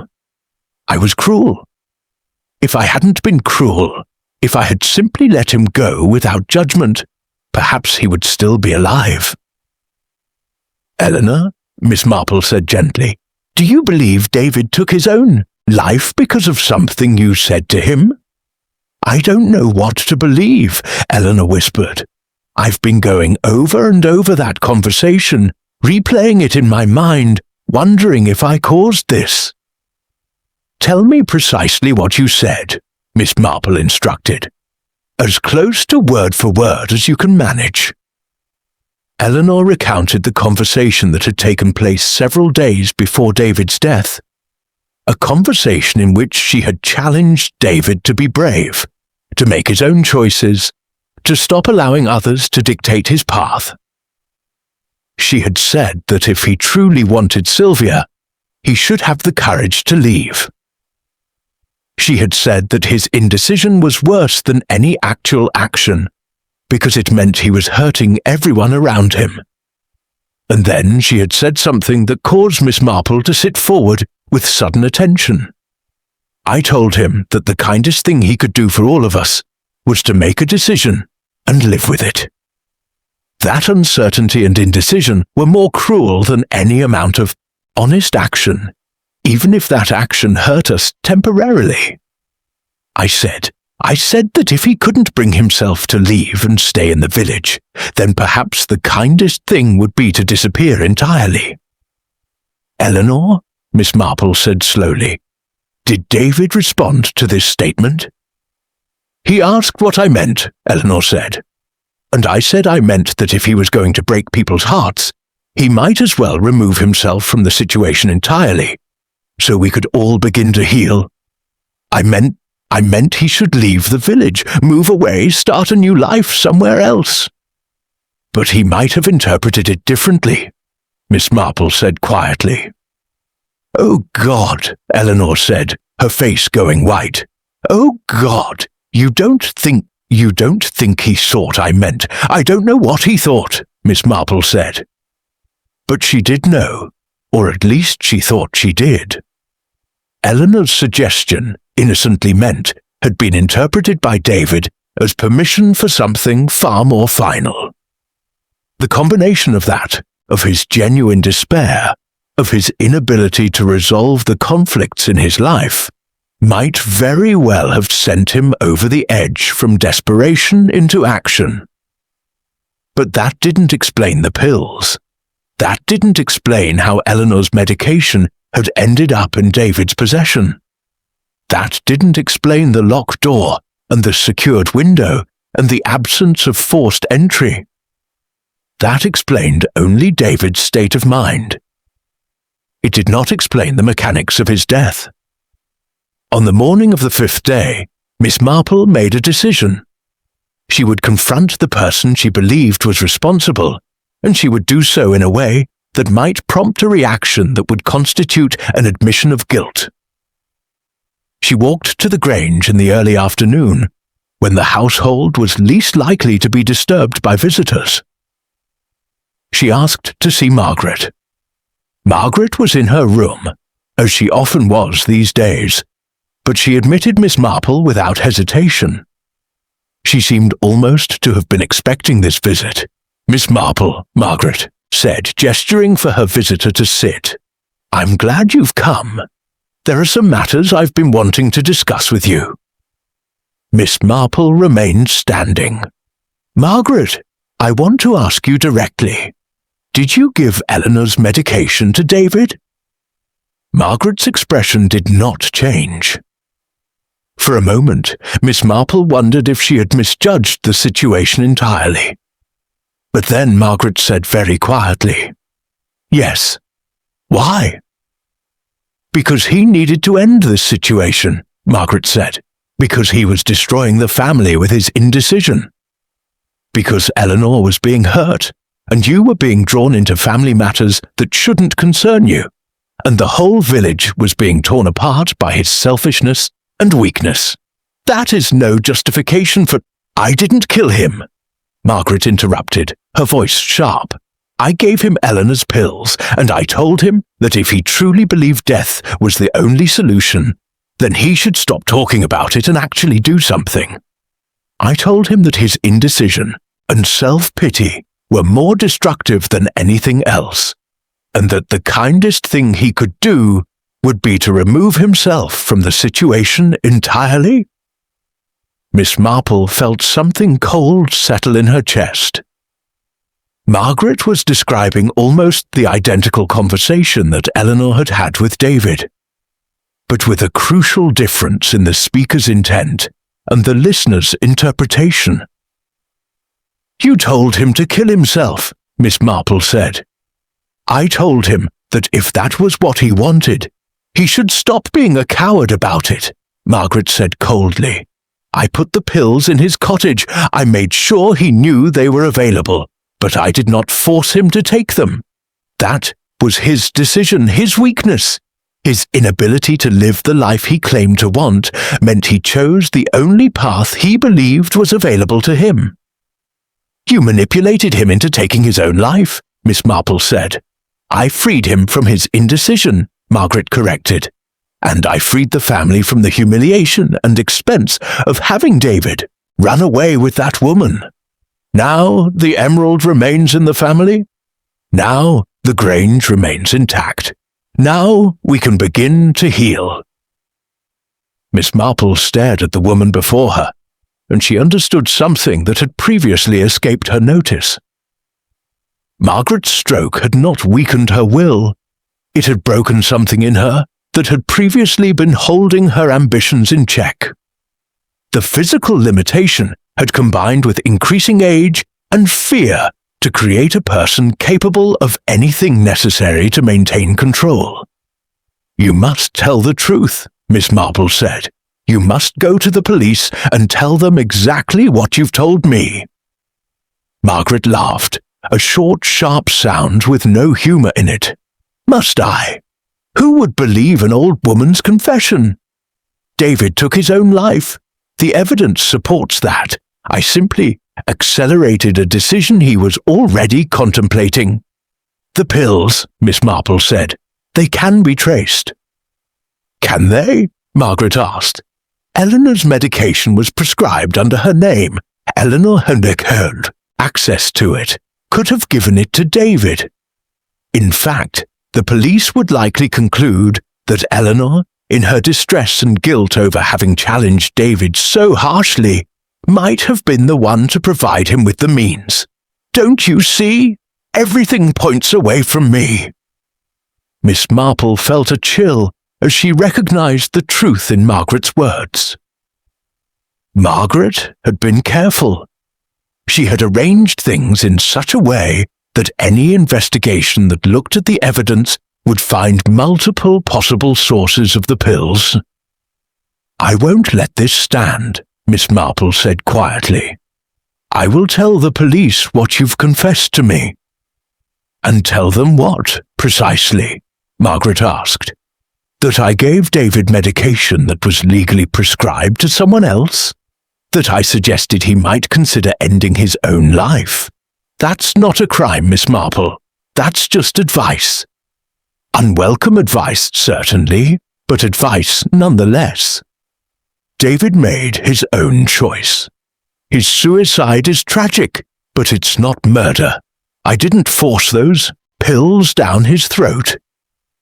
Miss Marple left the Grange knowing that Margaret was, in a technical sense, correct. The confession had been one of moral guilt rather than legal guilt. Margaret had manipulated and encouraged David towards self-harm, but she had not, strictly speaking, committed a crime that could be proven in a court of law. But she had committed something far worse, Miss Marple thought. She had taken a troubled young man at a moment of emotional crisis and pushed him past the point of desperation into action. She had done it deliberately, with knowledge of what the likely outcome would be, in service of her own desire to maintain control and family position. The following day, Miss Marple went to the police station and made a statement. She told Inspector Carmody everything that Margaret had said, everything that she had deduced, everything that she believed had occurred. Carmody listened patiently, and when she had finished, he said, Miss Marple, what you're describing is cruel and deeply immoral, but as you yourself must recognize, it's not something I can prosecute legally. A woman suggesting that a man take his own life, even a woman who has reason to believe he might act on that suggestion, is not the same as murdering him. The law requires an actual act of harm, not the manipulation or encouragement of self-harm. So she will face no consequences, Miss Marple said flatly. I didn't say that, Carmody said carefully. The truth tends to have its own way of creating consequences, even when the law cannot. And I suspect that once the village knows what Margaret Ashford has done, the consequences will be severe enough, even without legal punishment. Miss Marple left the police station and returned to her cottage, where she spent the rest of the day considering what to do with the truth she had uncovered. By evening, she had made her decision. News travels in small villages with extraordinary speed and precision, and St. Mary Mead was no exception. By the following morning, everyone in the village knew, or thought they knew, the essential facts of what had transpired. Margaret Ashford had given David medication not prescribed to him. Margaret Ashford had told David that if he wanted to kill himself, he should stop being a coward about it. Margaret Ashford had, through manipulation and psychological pressure, driven a troubled young man towards suicide. The fact that none of this constituted a legal crime did nothing to diminish the moral outrage that swept through the village. Margaret became, overnight, a pariah. Invitations were withdrawn. Social calls ceased. Even the servants at the Grange began to depart, one by one, until the household was functioning with barely skeleton crew. The vicar, after considerable internal struggle, preached a sermon on the nature of complicity and responsibility that everyone in the village understood to be directed at Margaret, even though he never mentioned her name. Eleanor recovered fully from her illness and from her heartbreak, emerging from the ordeal with the hard-won knowledge that she had been saved from a marriage that would not have brought her happiness. She had written to Margaret a brief letter stating that she forgave her for the manipulation regarding David, but that she could never forgive her for what she had done to David himself. Catherine had moved into the Grange and taken control of its management with quiet competence. She had begun to arrange David's affairs and to prepare for the reading of his will, an event that would be of considerable interest to the village given the complications surrounding the emerald. James had returned to London immediately upon learning of the truth, his sympathy for his brother's predicament having extended to sympathy for the consequences of Margaret's actions. He had, according to rumour, told Margaret in a private conversation that he believed his Uncle George had been right to distance himself from family affairs, and that Margaret's use of power to control those around her had been precisely the kind of destructive force that destroyed families and created tragedy. George recovered fully from his concussion, though he remained largely silent on the subject of the family drama that had unfolded while he was incapacitated. But within a month of David's death, he had made his move. He had filed papers to separate his financial interests from the family trust, had formally renounced any claim on the Grange or its contents, and had purchased his property in the south of France. His departure from the family was complete and, it seemed, permanent. Sylvia had left St. Mary Mead within days of David's death, returning to London with a sense of grim determination. Before she left, she had spoken briefly with Miss Marple, and the old woman had told her something that Sylvia carried with her for the rest of her life. You came here seeking escape. You found, instead, a moment of connection with another person seeking the same thing. That it ended badly doesn't mean it was wasted. You learned something about yourself. That's worth something. As for Margaret, she remained at the Grange, increasingly isolated, increasingly bitter.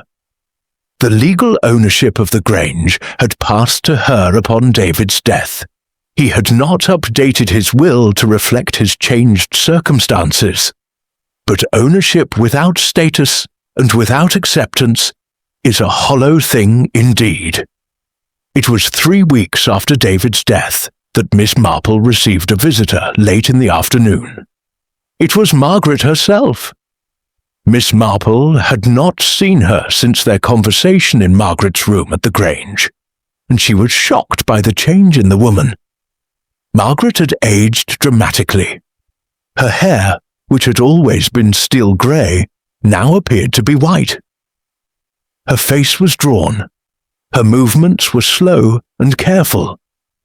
But her eyes were still sharp, still capable of fixing on a target with intent. "I wanted to come thank you," Margaret said, without preamble. "Thank me?" Miss Marple was taken aback by the statement. "For what?" "For ensuring that the village knows the truth," Margaret said. "For making sure that I face the consequences of my actions, even if the law cannot. For doing what must be done." Miss Marple set aside her knitting. "Margaret, I don't believe you've come here to thank me for anything. What is it you actually want?" Margaret was silent for a long moment. "Then, I want to understand how I became the person who could do what I did.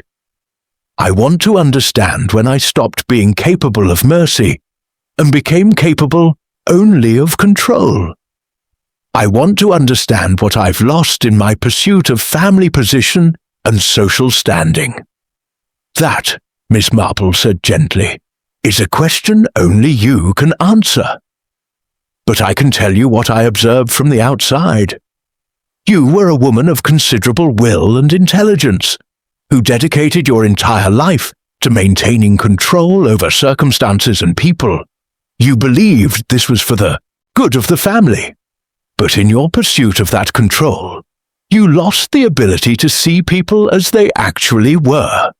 You saw them only as extensions of your will, as objects to be managed rather than as individuals with their own needs and desires."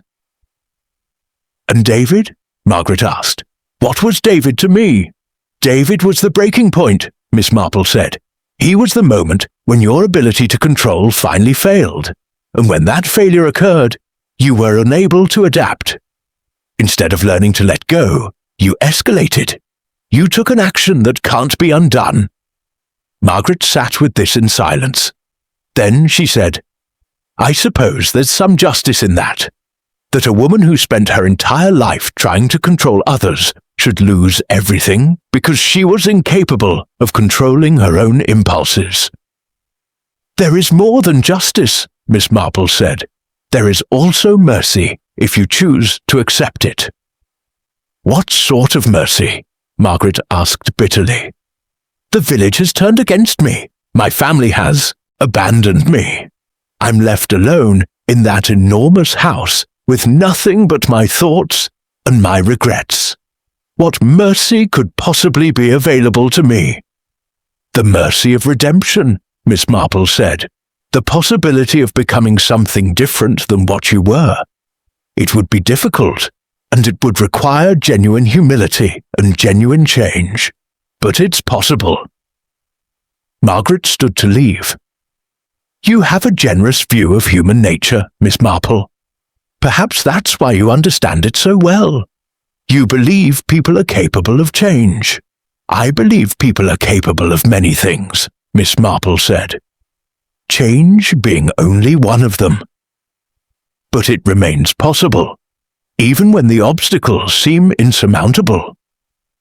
After Margaret had left, Miss Marple sat alone in her cottage and reflected on the strange and terrible course of events that had unfolded since the Christmas party. A young man caught between duty and desire had been broken by the weight of expectations and the withdrawal of love. An older woman, desperate to maintain control, had engineered his destruction. And a village, which had watched this tragedy unfold, had been forever altered by its occurrence. The emerald, which had been the nominal cause of so much of the conflict, had been left to Catherine in David's will. Catherine had donated it to a museum, where it now resided behind glass, beautiful and untouched by the human desires and conflicts that had swirled around it for so long. The Grange remained, still magnificent, still imposing, but now with something of a curse about it, as though the stones themselves had absorbed the suffering that had occurred within them. And Margaret remained, isolated and bitter, facing the long remainder of her life with the understanding of what she had done, and perhaps, just perhaps, with the beginning of the knowledge of who she might yet become. For Miss Marple, the matter was closed. The truth was known. Justice, such as it was, had been served. But justice in the human world, she reflected, was always an imperfect thing, always falling short of what was deserved, always raising questions about whether it was truly justice, or simply the inevitable working out of cause and effect.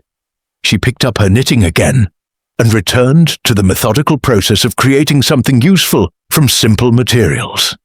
Around her, the village of St. Mary Mead continued with its routines and its dramas, never quite realizing that it had just witnessed a tragedy as profound as any that had occurred in its history. And in her sitting room, surrounded by the comfort of familiar objects and the company of her own thoughts, Miss Marple understood, as she always did, that human nature was both endlessly fascinating and endlessly heartbreaking, and that the secrets of small villages often contained the deepest truths about the human condition itself. It was not, as it turned out, truly finished. 3 months after David's death, in the early spring when the village was beginning to shake off the heaviness of winter, Miss Marple received a letter from a solicitor in London. The letter was brief and somewhat formal, but its contents were far from routine. The letter informed her that she had been named, somewhat surprisingly, as executor of a conditional bequest in the will of Margaret Ashford. The will had been drawn up hastily, apparently, and filed with the solicitor only recently, though it was dated some weeks prior to David's death. This fact alone caused Miss Marple considerable interest, as it suggested that Margaret had been contemplating her own mortality and the disposition of her affairs at a moment when most of the village had assumed her concerned only with controlling the living. The bequest itself was peculiar. Margaret was leaving to Miss Marple a sealed envelope to be opened only in the event of Margaret's death. Additionally, Margaret was leaving to the village library a substantial sum of money to be used for acquisitions related to the psychology of grief and loss. An odd bequest, Miss Marple thought, unless Margaret had some specific knowledge of what might be needed.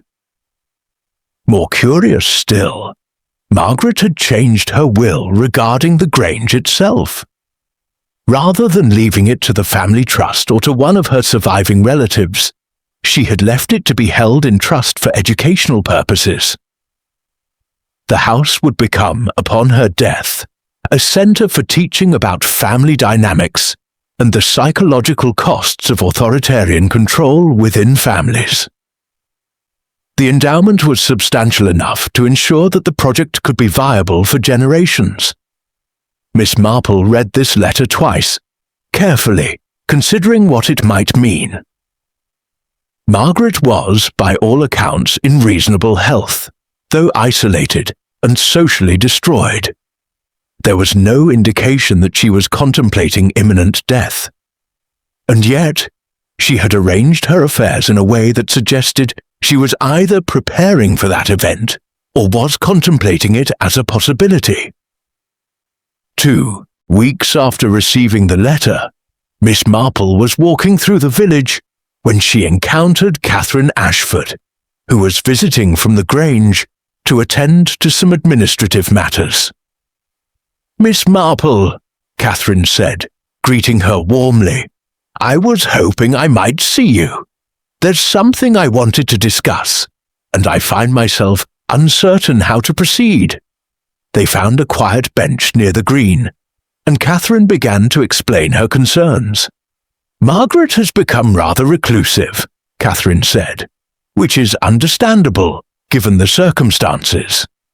But I've become concerned that her isolation is becoming dangerous to her mental health. She barely eats. She spends hours alone in her room.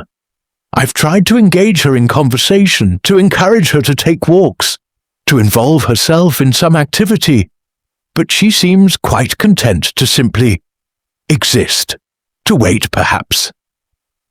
Wait for what? Miss Marple asked. For death, I think, Catherine said quietly. Miss Marple, I believe Margaret is slowly giving up on life. Not in any dramatic way, but in the quiet, ordinary way that some people have, of simply ceasing to participate in living. Miss Marple was quiet for a moment. She had received Margaret's letter, with its peculiar bequests and its evident preparation for death, but she had not shared this information with Catherine. Now she wondered if she should. Had she said anything to you directly? Miss Marple asked. Not in so many words, Catherine said. But there are things, comments about how the weight of what she's done is impossible to bear, about how she doesn't deserve to continue enjoying the comforts of life after what she did to David. She seems to believe that she deserves punishment, and since no legal punishment is forthcoming, she's imposing her own. I see, Miss Marple said.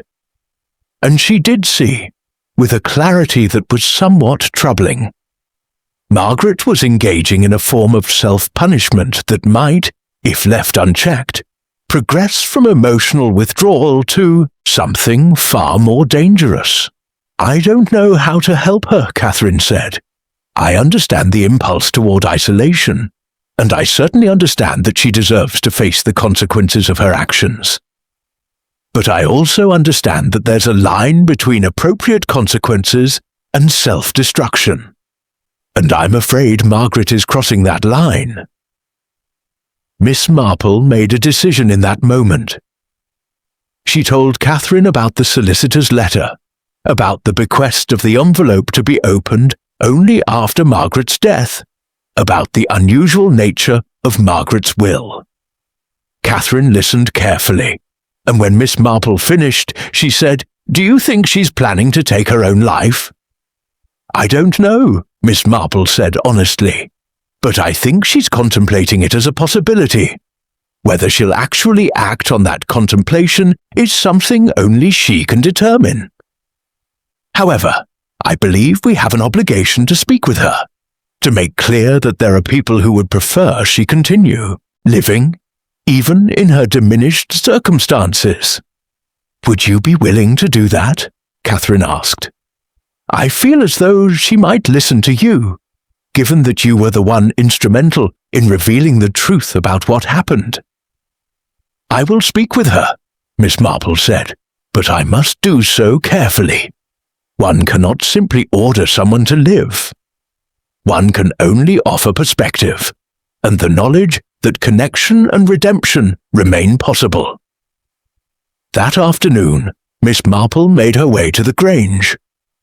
She had not visited since her confrontation with Margaret over the details of David's death, and she found the house to be in a state of relative neglect. The gardens, which had once been meticulously maintained, had fallen into disrepair. Several windows were shuttered. The overall impression was of a house that was being allowed to decline, as though Margaret had decided the house itself was not worthy of maintenance.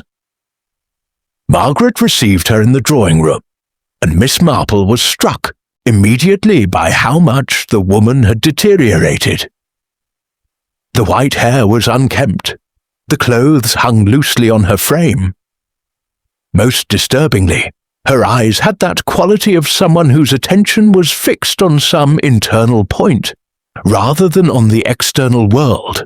Miss Marple, Margaret said without particular inflection, I didn't expect to see you again. I've come because I believe we have unfinished business, Miss Marple said, settling herself in a chair. Not business of the ordinary sort, but business nonetheless. Have you come to tell me that I'm behaving inappropriately? Margaret asked with a thin smile. That I should put on a cheerful face and pretend to have recovered from my moral lapse? That I should resume social activities as though nothing catastrophic has occurred? No, Miss Marple said. I've come to tell you something rather different. I've come to tell you that I believe you're contemplating ending your life, and I want to discourage you from that course of action. Margaret's expression shifted. For a moment, there was genuine surprise there, and then it settled into something that looked like resignation. You're quite perceptive, Margaret said, though perhaps not as perceptive as you believe. I haven't contemplated it, not precisely. I simply find that I'm tired, that the weight of what I've done makes it difficult to carry on, that the isolation I've created, both through my own actions and through those of others, has become nearly unbearable. That is all true, Miss Marple said, and all of it is understandable, but none of it constitutes a justification for giving up. Why shouldn't I give up? Margaret asked. I've harmed everyone around me. I've destroyed a promising young man. I've brought disgrace to my family. I've become the sort of person that my younger self would have despised. What purpose does my continued existence serve? That, Miss Marple said, is a question only you can answer. But I can tell you what I observe. You are a woman who spent decades exercising power over others. You've lost that power. You're now in a position to understand what it feels like to be without power, without influence, without the ability to control your circumstances. That understanding could be valuable, not just to you, but to others. What could I possibly offer to anyone? Margaret asked bitterly. I'm a pariah. The village shuns me. My family has abandoned me. You could offer yourself, Miss Marple said, as a cautionary tale, as a woman who understands the costs of authoritarian control, as someone who has learned, the hard way, what it means to prioritize power over human connection. Margaret stood and walked to the window, looking out at the overgrown gardens. When I was young, she said, I believed that control was love, that if I could maintain order and manage circumstances, I was protecting those I cared for. I told myself that their resistance to my control was ingratitude or weakness or moral failing. It never occurred to me that I was the problem. And now? Miss Marple asked gently. Now I understand that I destroyed the lives around me in the service of that delusion, Margaret said. David is dead because I couldn't tolerate his independence. James and George have severed their connections with the family because they couldn't tolerate my control. Eleanor was nearly destroyed because I couldn't accept that she had her own needs and her own right to determine her future. Even Catherine, who has been kind to me despite everything, does so out of obligation rather than affection. Catherine visits you regularly, Miss Marple said. She brings you meals. She attempts to engage you in conversation. Those are not acts of obligation. Those are acts of someone who understands that redemption is possible and who wants to offer you the opportunity to pursue it. Redemption. Margaret repeated the word as though tasting something unfamiliar. What does redemption look like, Miss Marple? Is it simply surviving? Is it suffering sufficiently that the balance is restored? Is it becoming a better person? I believe, Miss Marple said carefully, that redemption looks different for each person. But it always involves the acceptance of what one has done, the genuine repentance for that action, and the commitment to becoming someone different in the future. You've accomplished the first two. The third remains possible, though it will be difficult. Margaret turned from the window and looked directly at Miss Marple. I've written letters, she said, letters to James, to George, to Catherine, to Eleanor. Letters attempting to apologize, to explain. though I recognize that explanation is no justification. I've written them, but I haven't sent them. I've been uncertain whether sending them would be welcome or would simply cause further hurt. Have you asked anyone if they would welcome such letters? Miss Marple asked. No, Margaret said quietly. Perhaps that might be your first step, Miss Marple suggested. Not toward redemption, necessarily, but toward re-establishing connection. Send the letters. Allow people the opportunity to respond as they choose. Some may reject you. Some may accept your apology. But at least you will have given them the choice. After Miss Marple left the Grange, she walked slowly back toward the village, her mind reflecting on the nature of redemption and the possibility of change. Margaret was a woman who had committed a grievous act, who understood the magnitude of that act, and who was struggling to determine how to live with that knowledge.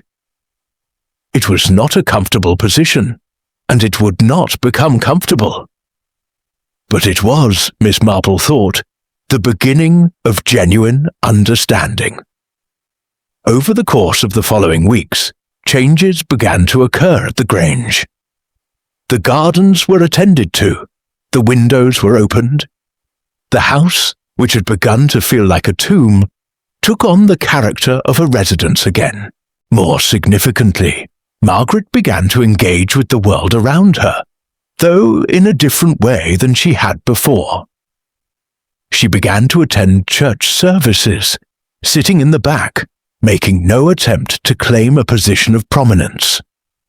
She began to visit the village library, requesting books on psychology and philosophy, on the nature of family dynamics, on the history of how power had been used in family systems across cultures. She remained largely isolated by her own choice rather than by the village's continued rejection.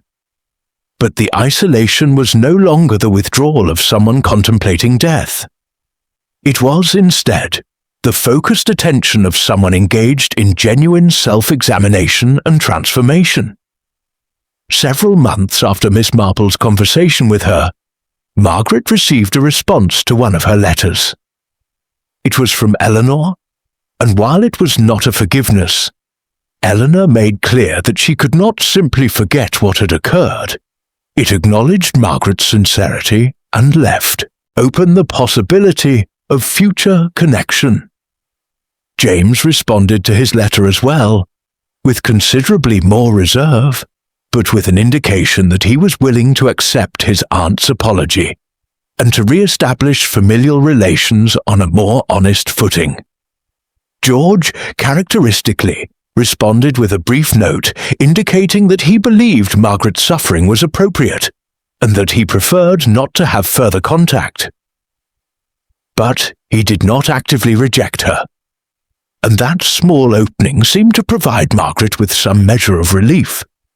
Catherine continued her visits and began gradually to allow Margaret to assist in the management of the Grange and the family affairs. It was limited responsibility, carefully overseen, but it provided Margaret with a sense of purpose and contribution. The village, observing these changes, began slowly to shift its perception of Margaret. Not to forgive her precisely, but to recognize that she was attempting, with genuine effort, to become something aching different than what she had been. As autumn approached and the village prepared for another winter, Miss Marple found herself reflecting frequently on the events of the previous year. A year ago, the Christmas party at the Grange had seemed to promise a season of joy and family togetherness, and instead it had been the precursor to tragedy and moral reckoning. Now, as the anniversary of that party approached, the village was quieter, more thoughtful, marked by a kind of wariness that comes from having witnessed how quickly happiness can transform into devastation. Eleanor had recovered from her heartbreak and had begun a tentative courtship with the vicar's new assistant, a thoughtful young man in his early 30s, who seemed to genuinely appreciate her intelligence and her independent spirit. The wedding, when it came, would be a quiet affair, a far cry from the grand celebration that had been planned with David, but infinitely more genuine. James had returned to the village more frequently and was now spending considerable time with Margaret, helping her to organize the Grange and to establish the educational trust that would transform the house after Margaret's passing. The two had developed a relationship that was characterized by genuine affection, though still marked by the careful boundaries that come from learning to relate to someone after years of distance. Catherine had taken on the formal role of managing the Grange's estates, and had proven to be far more capable in that position than anyone had anticipated. She had begun to establish herself as a force in the village, not through the exercise of power, but through genuine competence and concern for those around her. Sylvia had sent a single letter to Miss Marple from London, indicating that she had taken a position as an editor for a small publishing house, and that she was beginning to build a life that felt, for the first time, genuinely her own. She did not mention David, except obliquely, but her letter conveyed the sense of someone who had learned valuable lessons from her time in St. Mary Mead, and who was moving forward with greater wisdom and clarity. As for Margaret, she had become, in the months following her confrontation with Miss Marple, a figure of genuine transformation. She remained the person who had driven David toward his death, and that fact could never be undone or forgotten. But she had become, as well, a woman capable of genuine humility, of sincere apology, of understanding the consequences of her actions in a way that went far beyond intellectual acknowledgement. It was in this context that Miss Marple received an unexpected visitor on a grey afternoon in late November. It was Margaret herself, looking healthier than she had in months, with a degree of purpose in her bearing that Miss Marple had not observed before. "I wanted to come thank you," Margaret said without preamble. "Not for something you've done for me, but for something you've allowed me to do for myself." Miss Marple gestured for her to sit. "I'm not certain I understand what you mean. When you came to me several months ago," Margaret explained, "you refused to allow me to give up. You insisted that redemption was possible, even when I had become convinced that it was not. You didn't do this out of sympathy or affection.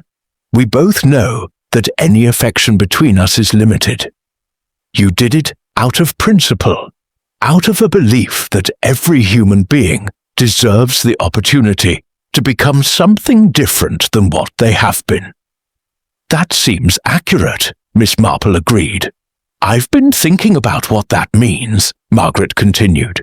"What it means to be offered a chance at redemption when you believe you've forfeited that chance entirely. And I've come to understand that your refusal to allow me to give up was perhaps the greatest gift anyone has ever given me." She paused, and Miss Marple observed that there were tears in the older woman's eyes, though she maintained perfect composure otherwise. "I've also come to tell you something," Margaret said. "Something that I believe you should know, given your role in this entire affair. I've sent inquiries to several universities about establishing a chair in the psychology of family systems, dedicated to the study of how power is exercised within families and the costs of that exercise. The endowment will be substantial. It will be named, with permission, the David Ashford Chair in Family Psychology." "Margaret," Miss Marple said gently, "that's a remarkable gesture. But it's also, if I may be direct, a gesture that benefits you as much as it honors David." "Yes," Margaret acknowledged. "It provides me with a way to channel my resources towards something constructive." It allows me to transform my tragedy into something that might prevent similar tragedies in other families. But I don't believe those things make it any less genuine. I believe one can do the right thing for mixed motives, and it remains the right thing. That's a mature understanding, Miss Marple said, and it's one that suggests you've genuinely learned from what has occurred. After Margaret left, Miss Marple sat alone with her thoughts, considering the strange alchemy by which tragedy could, if one survived it and genuinely confronted it, become a force for something approaching wisdom. The case, as Miss Marple had once thought, was closed. But like most genuine cases of human interaction, it was not truly closed at all. It remained open, evolving, continuing to teach lessons and generate consequences years after the initial events had occurred. She picked up her knitting again, settling into the familiar rhythm of that meditative work, and allowed her mind to drift into thoughts of the coming winter, of the village as it prepared for another Christmas, of the strange and enduring nature of human redemption and human failure.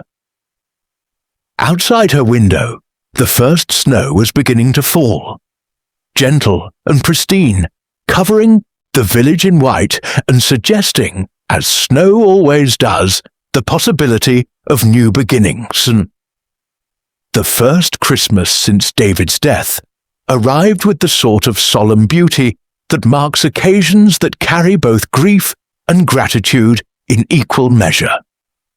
The village of St. Mary Mead had learned, through loss and moral reckoning, to hold these contradictory emotions simultaneously. The Grange, which had seemed destined to become a house of shadows and regret, had been transformed through the efforts of Catherine and Margaret, working in unexpected partnership. The Christmas decorations this year were modest compared to previous years. No ostentatious display of wealth and status, but rather simple, genuine expressions of care and tradition. Margaret had extended invitations to the entire village for a modest Christmas gathering, though she held no illusions that everyone would attend.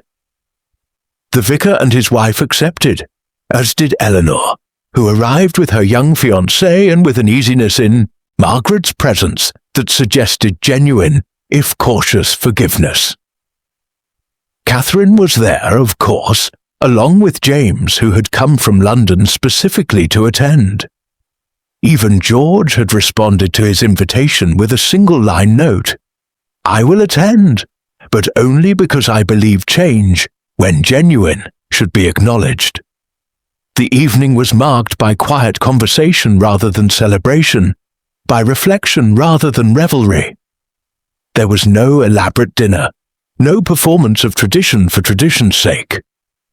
Instead, there was simply honest gathering, the acknowledgement that these people had shared something terrible, and that they were learning, gradually, how to move beyond it.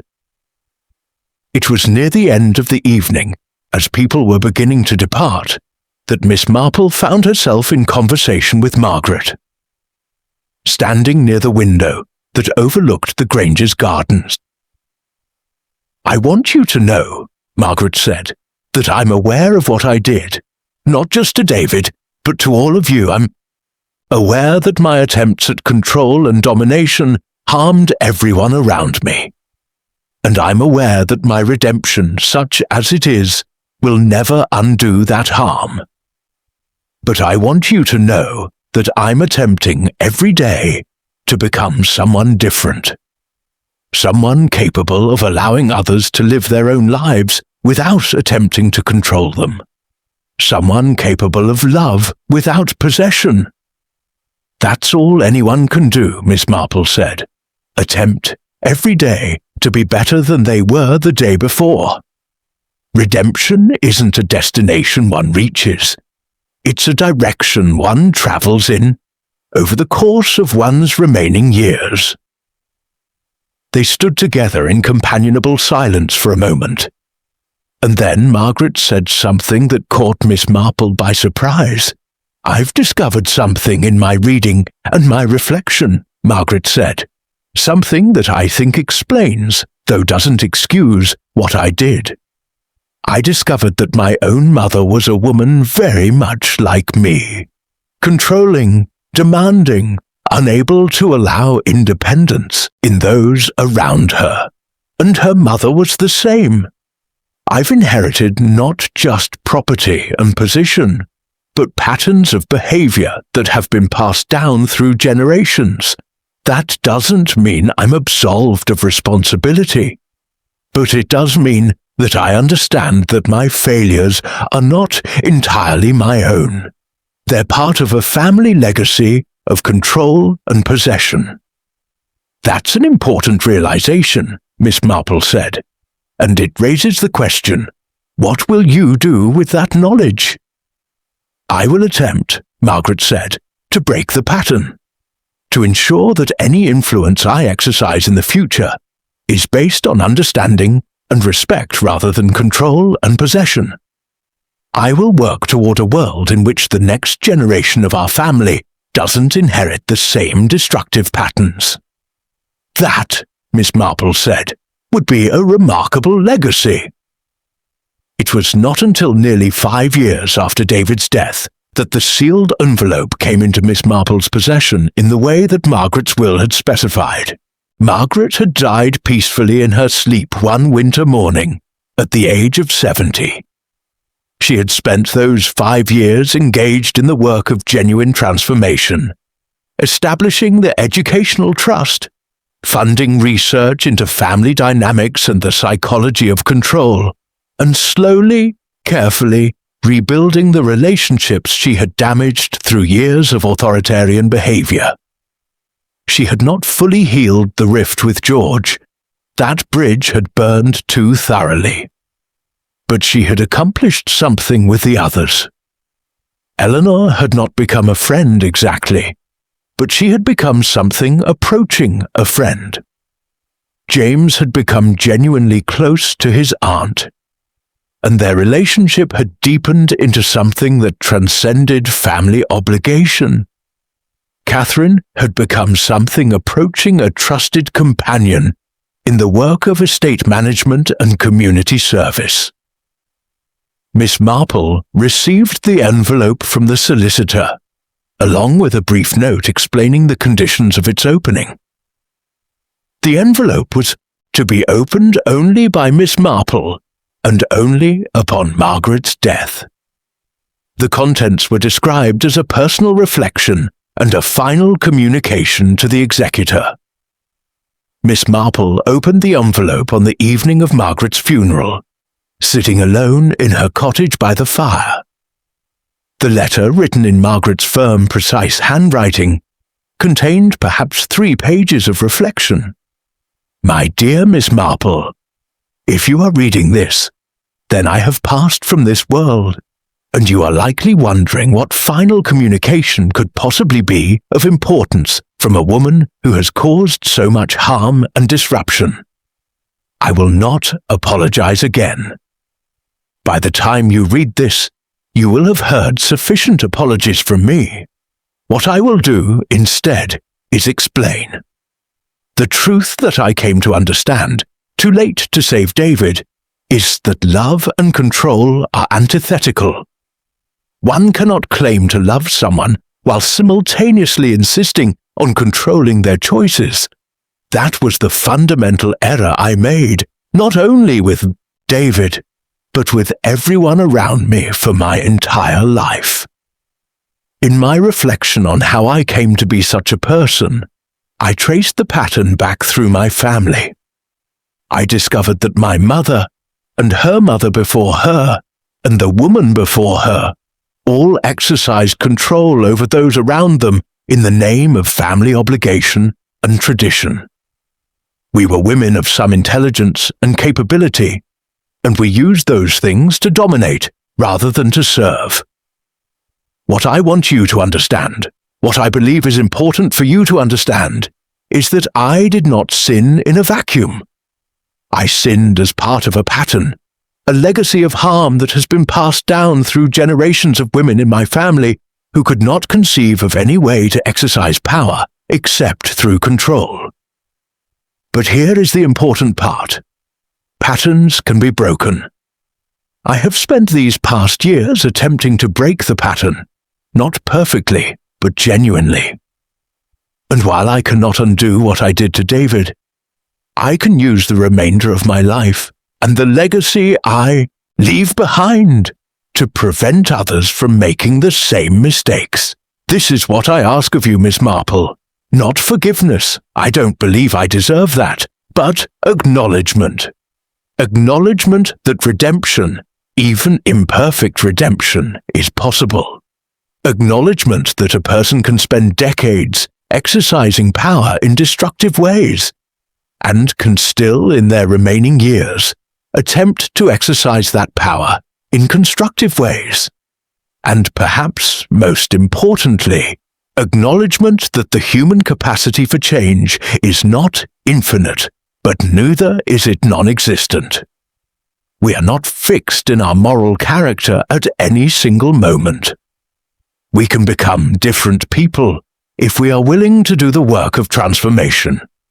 The world will not thank me for this transformation. I have not suffered enough, in society's view, to balance what I did to David.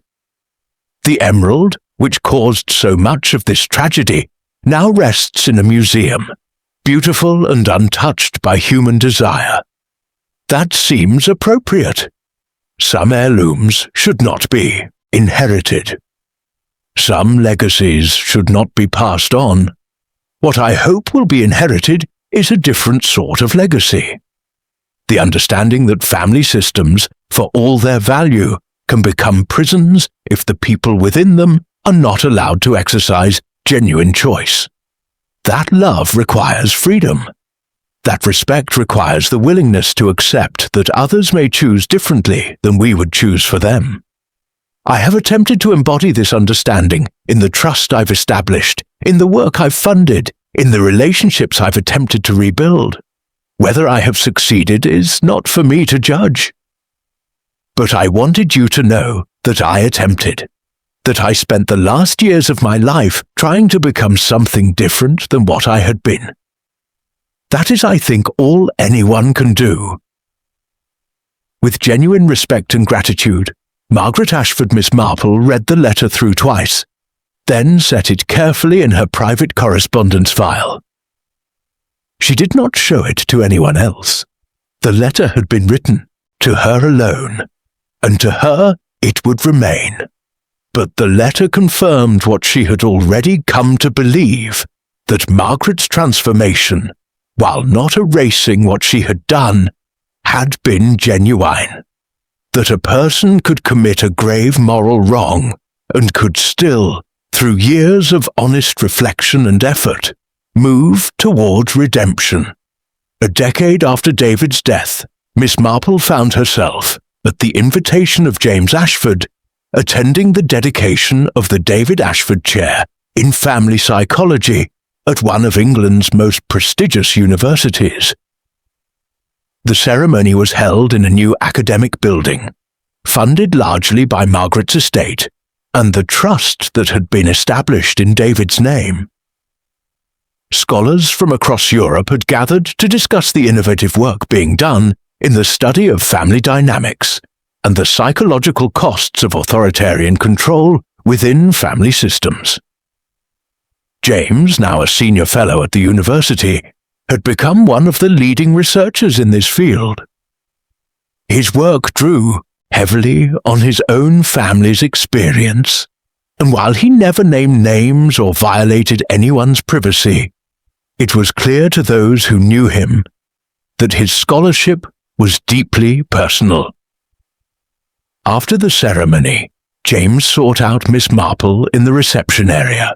"Thank you for coming," he said, embracing her with genuine warmth. "I wanted you to be here, given that you played such a crucial role in all of this." "I did nothing," Miss Marple said. "I simply observed and reported what I observed." "You did far more than that," James insisted. You refused to allow my aunt to give up. You insisted that redemption was possible. You facilitated the transformation that became the foundation for all of this work. Without you, the David Ashford Chair would not exist. Without you, there would be no research program dedicated to preventing other families from experiencing what ours experienced. Eleanor was present at the ceremony as well, now married and the mother of 2 children. Her marriage to the vicar's assistant had proven to be a genuine partnership, based on mutual respect and genuine affection. She had become involved in the research program's outreach efforts, helping families understand the costs of control and the benefits of allowing autonomy within family systems. Catherine was there too, though she was aging now, her hair white and her movements slower. But she remained engaged and interested, and when Miss Marple spoke with her, she offered observations about the work being done that suggested she had spent considerable time thinking about the issues it addressed. George had passed away several years earlier, never having fully reconciled with his family, but having, according to James, expressed some regret at his own inability to forgive in the final months of his life. And David was present in this gathering only as absence, as the tragedy that had prompted all of this work, as the young man whose death had ultimately become a catalyst for understanding and change. As Miss Marple was preparing to depart from the ceremony, she found herself reflecting on the strange alchemy by which human tragedy could become human wisdom. A young man had died because of his family's inability to allow him freedom and autonomy. Because of that death, an entire field of study had developed, dedicated to preventing similar tragedies in other families. It was not, Miss Marple reflected, redemption in any traditional sense. David was still dead. The harm Margaret had done could not be undone. But the harm had been transformed into something constructive, something that might prevent other families from following the same destructive path. As she left the university and returned to St. Mary Mead, Miss Marple carried with her the knowledge that human nature, for all its capacity for great harm, also possessed the capacity for genuine understanding, for sincere remorse, and for meaningful change. The village when she arrived home was much as it had always been, quiet, structured, following its own ancient rhythms and traditions. But it was also changed, marked by the events of the past decade, carrying within it the memory of tragedy and the possibility of transcendence. Miss Marple settled into her cottage and picked up her knitting, beginning once again the meditative work that helped her organize her thoughts and process her understanding of the world. Outside, the evening was drawing in, and the first stars of night were becoming visible in the darkening sky. It was a moment of peace, of temporary resolution, of the kind of quiet understanding that comes from having witnessed human nature at its worst and at its best simultaneously. 20 years after David's death, Miss Marple, now in her 90s but still mentally acute, received an invitation to attend a conference dedicated to the study of family systems and the prevention of harm within family structures.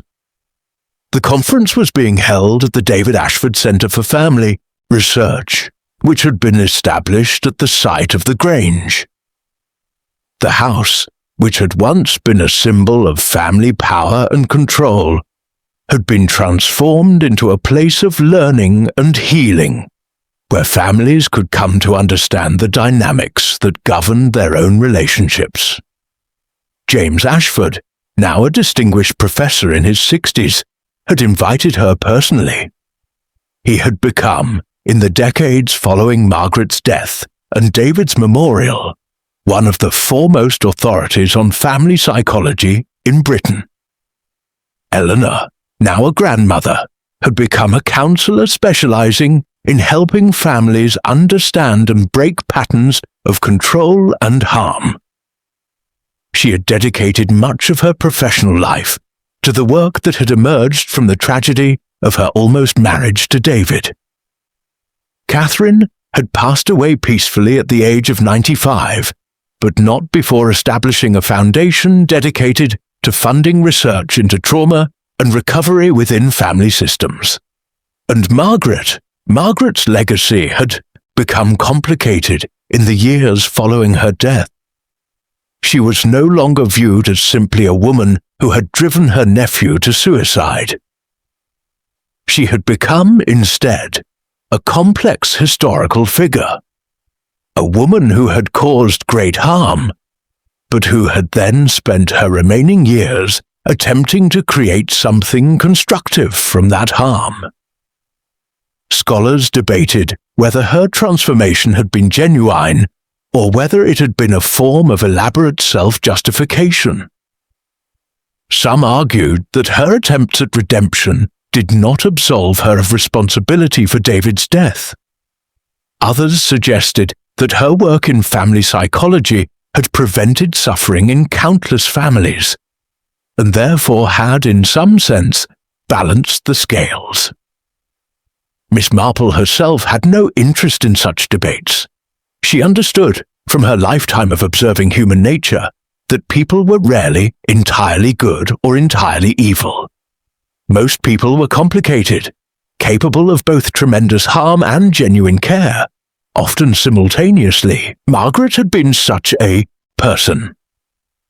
At the conference, Miss Marple was introduced as the woman who had investigated David's death, and who had first recognized the psychological dynamics that had led to his suicide. Young scholars and professionals gathered around her, asking questions, seeking her perspective on the lessons to be drawn from the Ashford family tragedy. She responded to their questions with the same careful precision that had always governed her speech. But she found herself thinking, as they talked, about the strange and circuitous nature of human understanding. A young man had died. His family had fractured. A community had been disrupted. But from that tragedy had emerged a field of study that had helped countless other families avoid similar harm. Was that enough? Could it ever be enough? Miss Marple did not believe that it could fully balance the equation. David's death remained a tragedy, and no amount of subsequent good works could reverse that. But she did believe that it could transform the meaning of that tragedy from purely destructive to something more complex, a catalyst for understanding and change. On the final evening of the conference, Miss Marple was invited to give a brief address to the assembled scholars and professionals. She accepted the invitation, though with some hesitation about what she might say that would be of value to people who had spent decades studying family dynamics and psychology. She stood before the gathering, an elderly woman in an elegant grey dress, and spoke carefully about what she had observed.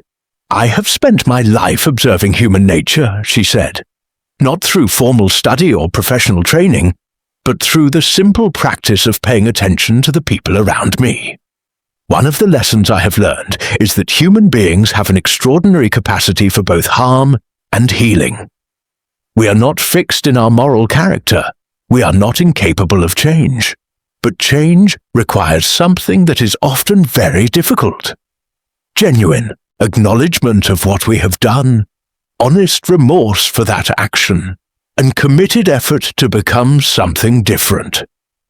The Ashford family tragedy, which prompted the work you are all engaged in, began with a woman's inability to allow those around her autonomy and freedom. It ended with that same woman spending her remaining years attempting to create structures and knowledge that would help other families avoid similar harms. Was her redemption complete? No. Could it ever be complete? I don't believe so. But it was genuine, and the work that emerged from it has value that extends far beyond her own moral recovery. My hope in sharing this with you is that you will remember that the families you work with are not simply case studies or examples of family dynamics. They are people engaged in the difficult work of understanding themselves and attempting to become better versions of who they have been. That work is hard. It requires vulnerability and honesty and the willingness to acknowledge failure. But it is possible, and for those who undertake it sincerely, it can lead to genuine transformation. As Miss Marple finished speaking, there was a moment of silence in the hall, then a standing ovation. But Miss Marple paid little attention to the applause. She was thinking about David, about Margaret, about all the people whose lives had been touched by the tragedy that had unfolded in St. Mary Mead 2 decades earlier. She was thinking about how a single young man's death could ripple outward, touching countless lives, prompting understanding and change across generations. It was, she reflected, perhaps the only way that such tragedy could be given meaning, not by erasing it or diminishing it, but by transforming it into something that might help others.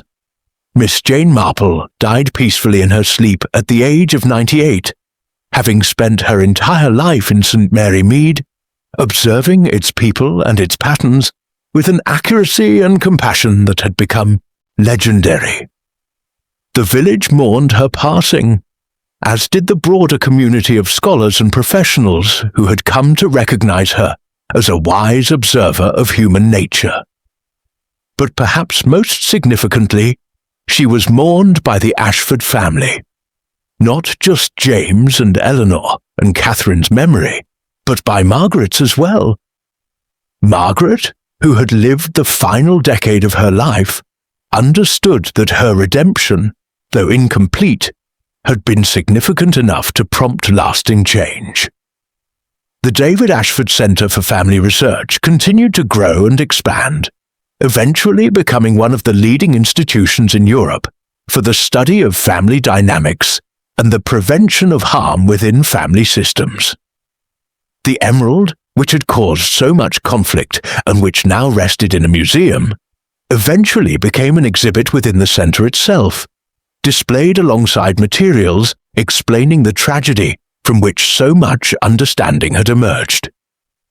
And in the village of St. Mary Mead, life continued much as it always had, quiet, structured, following its own ancient patterns and rhythms.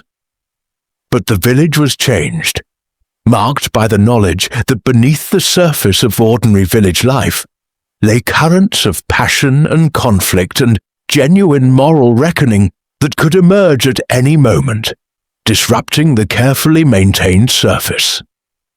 And the people of the village continued, as people do, attempting to understand themselves and those around them, attempting to balance duty with freedom, control with love, tradition with change.